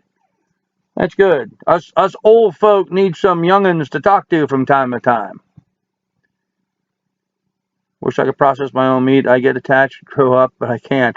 Yeah, suburban, there's the reality of it. When you buy those animals or breed those animals, you have to just realize that they're meat. They're not your pet. Got my first fur report and the prices stink. Well, Jason, that's typical for this time of year. Prices always come out low. They'll go up with time, but they're never going to be like they used to be. Not you, Grandpa. I was thinking about Deep South. Oh, Deep South still in here? Hey, Danny and Wanda. You guys rock. Report. Guys, you're twisted. Yes. Yes. PP is twisted. Yeah, I know, Arnie. I'm trying to catch all of them, but it's hard to talk, and I can't talk and read at the same time. My old feeble brain has trouble keeping up sometime. Ask me about my wardrobe in Michigan. Folks around my homestead in Arkansas look like me. Okay. True vegans won't wear fur or leather. So many vegans out there that could be it. You know, the ridiculous thing about not wearing fur and leather is it actually does more harm to our planet making all these exotic stuff than it does just using some good old leather. I never could understand the mentality. So now you're going to have a huge chemical company get together and create a bunch of pollution to try to make a synthetic belt for you when you could have just used a piece of cow leather, which is coming off of a cow that's being eaten anyway and going to be recycled and remade. So, we eat those cows and they breed and grow more of them all the time. It's almost a renewable resource.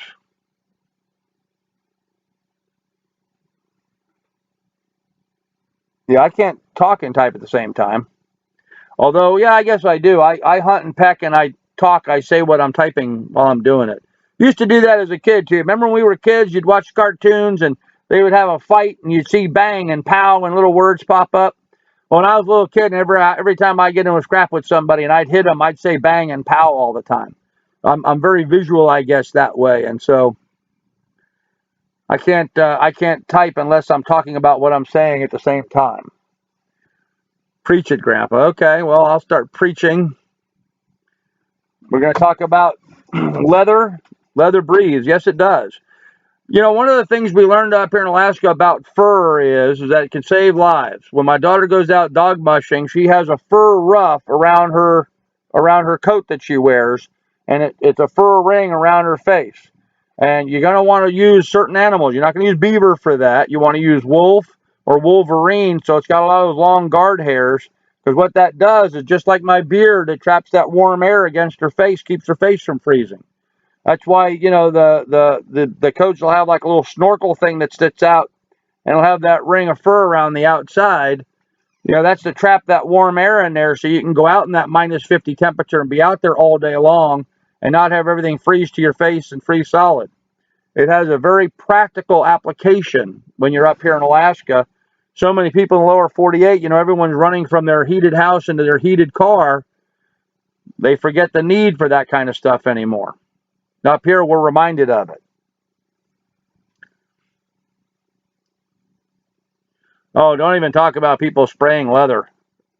Anybody ever? My wife's got a really nice, my soon-to-be ex-wife has a really nice fur coat that we bought her up here. And if anybody ever sprayed that, I would have taken them out. You can pat your head and rub your tummy at the same time. Okay, well, I can do that too. I just can't type and read it or read and talk at the same time. Wayne High, full of jokes. Yeah, Wayne's a good comedian. Ask the natives. Ask the natives about the fur. Yeah, we're pretty well versed at that now. We've kind of learned. We're in touch with that now. Okay, someone tried to spray my leather. I'll take them out. Yeah, absolutely, absolutely. There's no excuse for that.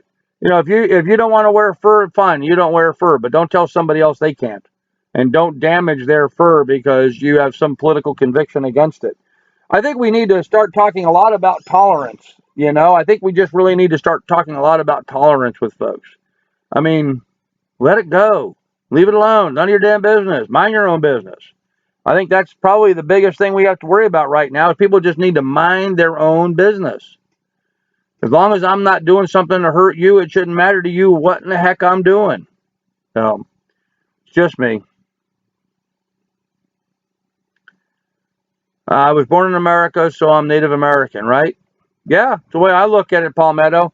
There really isn't any such thing as Native Americans. Even the so-called Native Americans came across the Bering Strait from Asia. We've been able to DNA test and track that. We know, so nobody was here first. Anybody can be an American, and everybody is an American. Everybody in this country is an American. This idea of being African American or Mexican American or English American or Canadian American, we're all Americans, folks. Why do we have to draw lines and create barriers between folks? This is one of the reasons why our country is not as great as it was. It was the fact that we are a melting pot in our society, why we accepted so many different theories, religions, ideas. That's what made this country strong. And now, instead of rejoicing in the assets that we have, everyone's trying to throw up fences and build walls and keep people out. I just think it's a mistake. But now we're talking about politics, I guess. So, such as the leather coat chaps. You guys are having fun talking about leather. 5 more days till bow season. Hey, it's gun season here. Gun season for moose right now.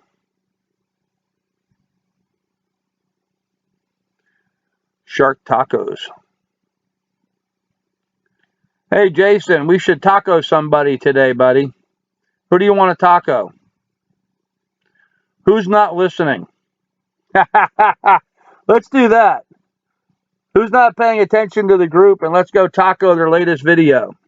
For those of you that don't know what about this, I should let Jason explain, but sometimes we do a taco assault.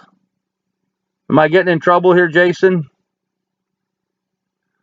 Off-Grid Nation is not. Yeah, Minuteman, we got him the other day, though, I think. It's supposed to be a melting pot. That's right, Arnie. It's supposed to be. Is Bath still here? Yes, Beth, we taco people. So what's involved in tacoing? You go to their channel, you pull up their latest video, and you make a comment that says taco. So we do taco bombing. Did we? Listen to Jason, did we?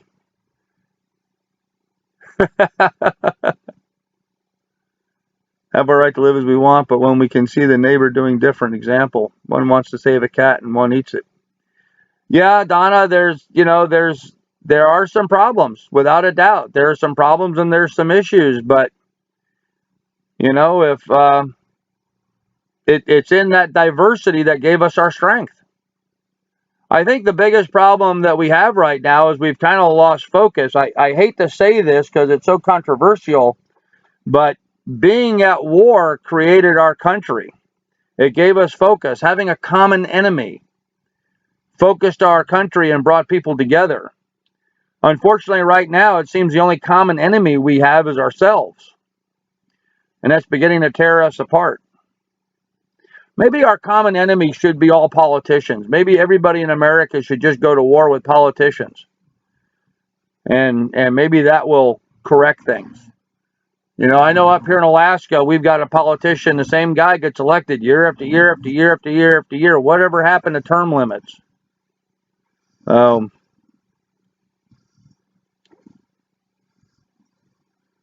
there's Jason giving the instructions. What you do is you go to a channel and you go to an older video and let it play. Then in the comments, you put the word taco.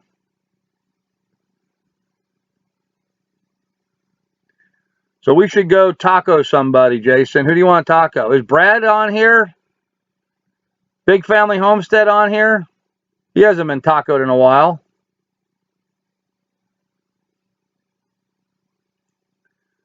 I vote Bass. I have tacos on my knees. Fur tacos.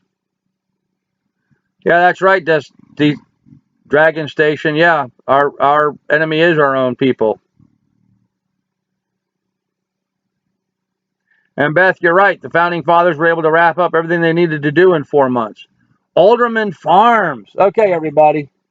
If you would, go and open a new window and go to a YouTube channel and pull up Alderman Farms. Go to Alderman Farms, watch a video on there, and go in the comments and type taco, T-A-C-O.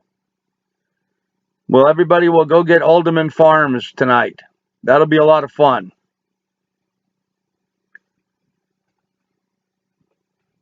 And all of a sudden, the chat slowed down next to nothing. Go get them, boys.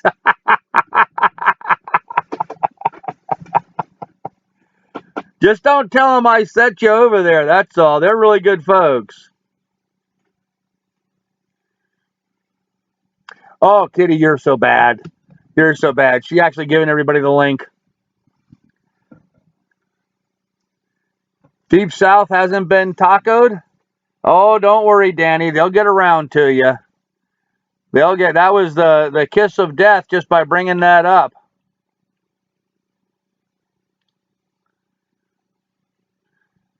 Yeah, Doc, I've read the Constitution and the Federalist Papers. I used to be a big fan. There's a lot of things that just aren't being done the way they need to be anymore, or not being done the way they should be anymore. Hey, if you guys want a double taco, then go get Danny at Deep South Homestead. We can have fun with this and get them too. I'm still young, Danny. Hey, go for it. Everybody go to Deep South Homestead. When Deep South Homestead, you can scroll up and see their link, go to their website, watch a video, and put the word taco in there. Now, guys, this sounds like some mischief and it sounds bad, but the fact is it's actually good for their channel. It drives traffic into their channel. It gives them a lot of polar tacos. That's funny. It gives them a lot of views. It runs their views up a little bit, and it actually helps their channel, and it's a fun thing to do. Can you taco the president and not suffer the consequences? Yeah, I don't think so, Danny. As much as I would love to do that. I said Alaskan tacos. Oh, that's fun, bud. That's fun. I wonder what an Alaskan taco would look like. Moose tacos. I tacoed a 3-month-old video about turkey poults.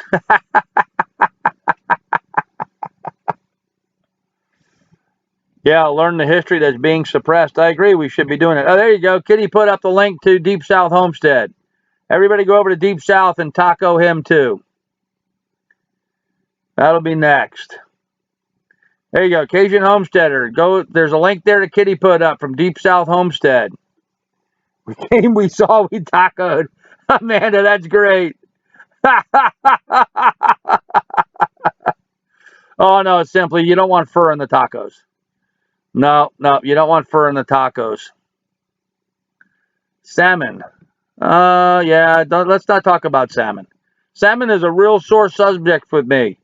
These commercial guys out in the ocean are taking them out by the shipload, by the ton, and when they come up here to Montana Creek, right here in front of my cabin, when they're coming up the creek, I'm not allowed to keep any of them. I can see them swim by, but I can't keep any of them. There's just something wrong with that. So salmon is a sore subject in this neighborhood. Okay, you guys going to Deep South Homestead and tackling him too? That'd be great. Tacoed by your loving family. That's right, Teresa. No, it's shark tacos. No shark tacos. Damn, I hate Taco Bell, but I'm going to Taco Bell. Doc, make your own tacos. They're easy. They aren't supposed to know we're coming. Okay, well, Donna, we kind of messed that up with Danny. We gave him some forewarning, but for those of you guys that aren't creators, aren't YouTube creators, what happens is every time somebody makes a comment on one of my videos, I get that little bell up at the top right-hand corner of the screen gives me a number of how many comments I get, and then my phone will ping me with an email saying that I got a comment. And so when you get tacoed, all of a sudden your phone starts going ping, ping, ping, ping, ping, ping from all the comments coming in. So it's just fun. And as a creator, it's nice to have people get on your channel and have fun with it and participate and be part of that community. It really is just a wonderful thing. So, okay, where's our Secretary of Defense? We've been attacked by taco crazies. Jason, where are you? Secretary of Defense order attacks Deep South Homestead. Yep. That's Big Bear, by the way. Jason at Big Bear is the Secretary of Defense. We are nominating Danny King for president. In fact, that we should be doing a write-in campaign. Everybody should write in Danny King when you go to vote. Don't vote for the Don or for the Billary. Vote for Danny King. DANNYKING. Danny King for president. I really wonder if we couldn't take that across YouTube. If we couldn't talk to some of the bigger creators and sort of make it a thing. and just try to really have Danny run for president. Just write him in. Everybody write him in across the nation. I wonder if that wouldn't be an interesting test of the strength of YouTube and a statement to the powers to be about our frustration with the way things are today. That's right. We should start a movement, Kitty. We should make it a movement, make it an organization. Danny King for president. What do you think, Danny? We get you elected, will you serve? I could just see you and Wanda in the White House with a staff of butlers and maids and house servants. And all them little baby piggies running around the White House tearing up the rose garden. I love it. Cliffy, I lived on Kenai. Yep, I spent some time down the Kenai. I just sold my boat that was down in Seward, so I don't get down to the Kenai now anymore. But is Danny okay with? I don't know. I asked Danny, are you okay with that? We elect you for president. Will you run? Danny could take his corn crib with him to the White House. There you go. Yeah, he can take his greenhouse. His greenhouse is painted white. You can just throw that right on the side of the building. It'll match right in. Danny's making syrup in the backyard. Oh, that's right. Danny's firing up his cane mill. He's going to start making some cane syrup. Danny says, I need a maid. Is that Danny or Wanda saying that? His bib overalls. Hey, I would love to see a president in bib overalls. Wouldn't you guys? I mean, seriously, isn't it about time we had somebody that actually has some work ethic in the White House? Kitty, that's okay. I trust you, babe. You guys know what you're doing. That's right. Men in overalls built this country, and men in suits destroyed it. And I think we should have a overhaul wearing man back in the White House again. Danny says sure, he would do it. Guys, let's make it a movement. Let's get organized. If nothing else with this talk tonight, let's get organized and see if we can't get Danny King for president. If you guys don't know Danny, all you need to do is go over to his YouTube channel at Deep South Homestead and watch his videos, and you'll find out what kind of character this man has, about his ethics and his morals and where he's from. Has he been angel his whole life? Of course not. None of us have. But his head's on straight and he knows which way is up, and he's the kind of person we should have in the White House. So, Grandpa, make a video for us to share. All right, Kitty, I will do that. I'll make a Danny for president. I'll make a Danny for president video. I'll work on that this week. Reagan's wore jeans and worked on a ranch here in California on breaks. Yeah, they did. They did, Beth. The Reagans did wear jeans. And you know what? You ever see those videos of the folks in Texas and what they would never wear jeans. They would go down to their ranch and they would always be walking around suit and tie. Reagan was the last good president I think we've had for a while. Start a collab to do it. All right, Jason, we're going to do that. We're going to try to get a collab going, try to get more people in here to participate. That's something to get behind. You know, I'm so frustrated with the caliber of the two idiots that we have running for office right now. I know I shouldn't be getting political here, but really, this is the best we could do in America, folks. These two idiots are the best two people we could throw up as candidates to run our country. Unbelievable. No, Pat, we're not going to have Jason for vice president. Jason's going to be the Secretary of Defense. It'll be his job to hold the fences up. Yep, Jason for Secretary of Defense. Danny will have to figure out who he'll want to run for vice president. Maybe Brad over at Big Family Homestead could fill that role. He could be the Secretary of Technology.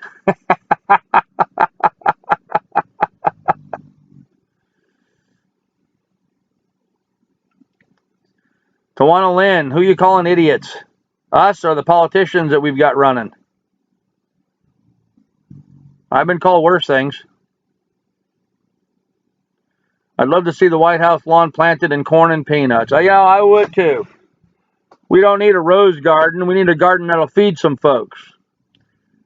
You know, think about all the veterans that are homeless and go with that, all the people that are outside that are homeless without food. Maybe we ought to plow up that rose garden and plant some vegetables and start feeding some folks.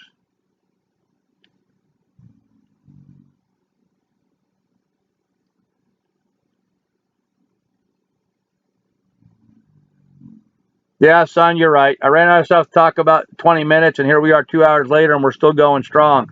That's what's great about this community, son. That's what's great about this community. There's a lot of really good folks involved here. This isn't just me. You know, I may be the boob on the screen talking. I may be the talking head. But read through the chats and you'll see the caliber of the individuals participating here. This is a wonderful group of folks. The government idiots. Okay, Tuan, I agree with you. Yep. Yeah, Karina, we did have a president who was a peanut farmer, and he wasn't half bad. I didn't agree with everything that he did. He wasn't half bad. And you know what? Since he retired as president, what do you think he's been doing? He's been building houses, providing houses for humanity for folks.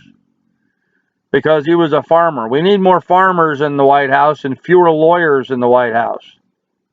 Fewer people that are politicians their whole life. Working on some Southern rock. Got a group coming. Y'all interested? Yeah, Danny, that sounds cool. I get a night off.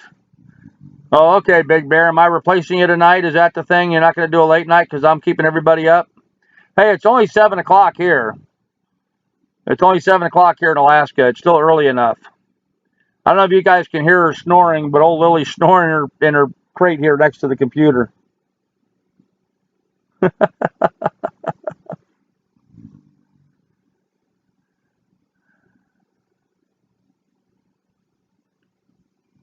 Yeah, Palmetto, I have to agree with you. You know, when was the last time we had a president that was really trying to do anything to benefit the people? So many of them are so involved in these wars over oil and politics and protecting all the presidents who, you know, need to go out there and, you know, fund their constituents' little pet projects. And all they keep doing to us is just raising taxes one way or the other, you know, taxes or penalties or fines or permits or licensing. I mean, it's just ridiculous how much stuff we have to go through nowadays. And all of that's just funding the government for this, that, and the other thing. It's just crazy. No one 2016. No, Rain, don't do that. Not no one. Danny King for president. Seriously, Danny King for president. We can get enough people organized to do that.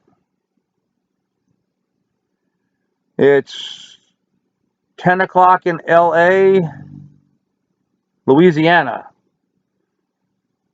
Yep, that's about right. Yep, 10 o'clock Louisiana, 11 o'clock on the East Coast.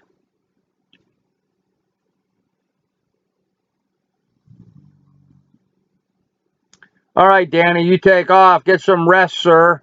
We're going to try to elect you president. Take care of those storms, too. Don't let it wash you away.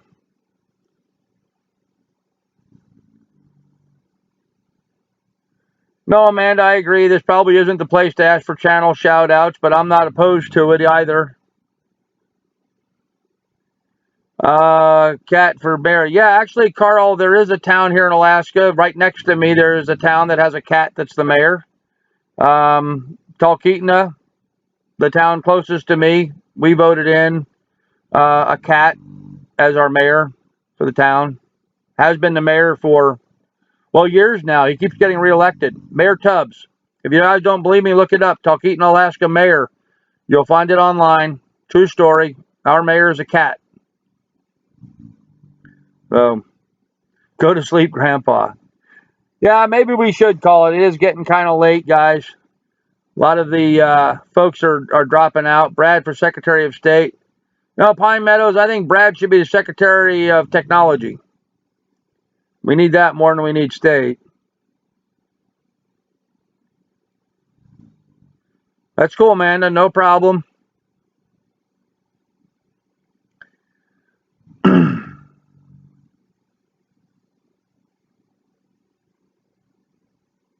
If they're not offended, the rules Grandpa set, don't time them out.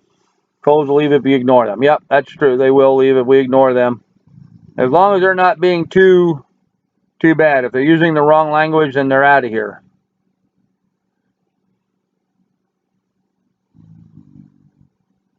Okay, taco time then. Yeah, let's guys, if you want to go over, why don't you guys chat over at Big Bear? Fact is, I had a cough when we started. My throat's getting a little sore. We're 2 hours into this. If it's all right with you guys, I think I'm going to call it a night here. I still got to go out and do some chores before it gets too late. If you guys want to continue with the late night, you can join the Insomnia Club over at Big Bear Homestead. Big Bear is going to be doing Insomnia Night, I believe. Is that right, Jason? He'll get on there and comment.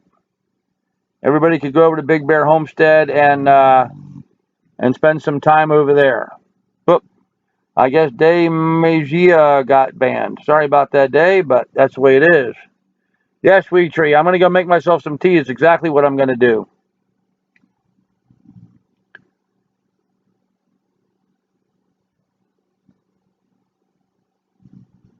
Alrighty, good deal, good deal. Okay, guys, so everybody go on over to Big Family, or go to Big Bear Homestead.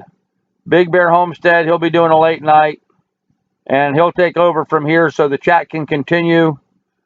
Sending them over to your way now, Jason. So have fun, guys. Y'all have a good night. I'll be back next week with a much longer agenda, so there'll be more stuff to talk about. Good night, everybody, and really thanks for visiting. I appreciate it. Hope you enjoyed yourselves. We will talk to you then. Bye.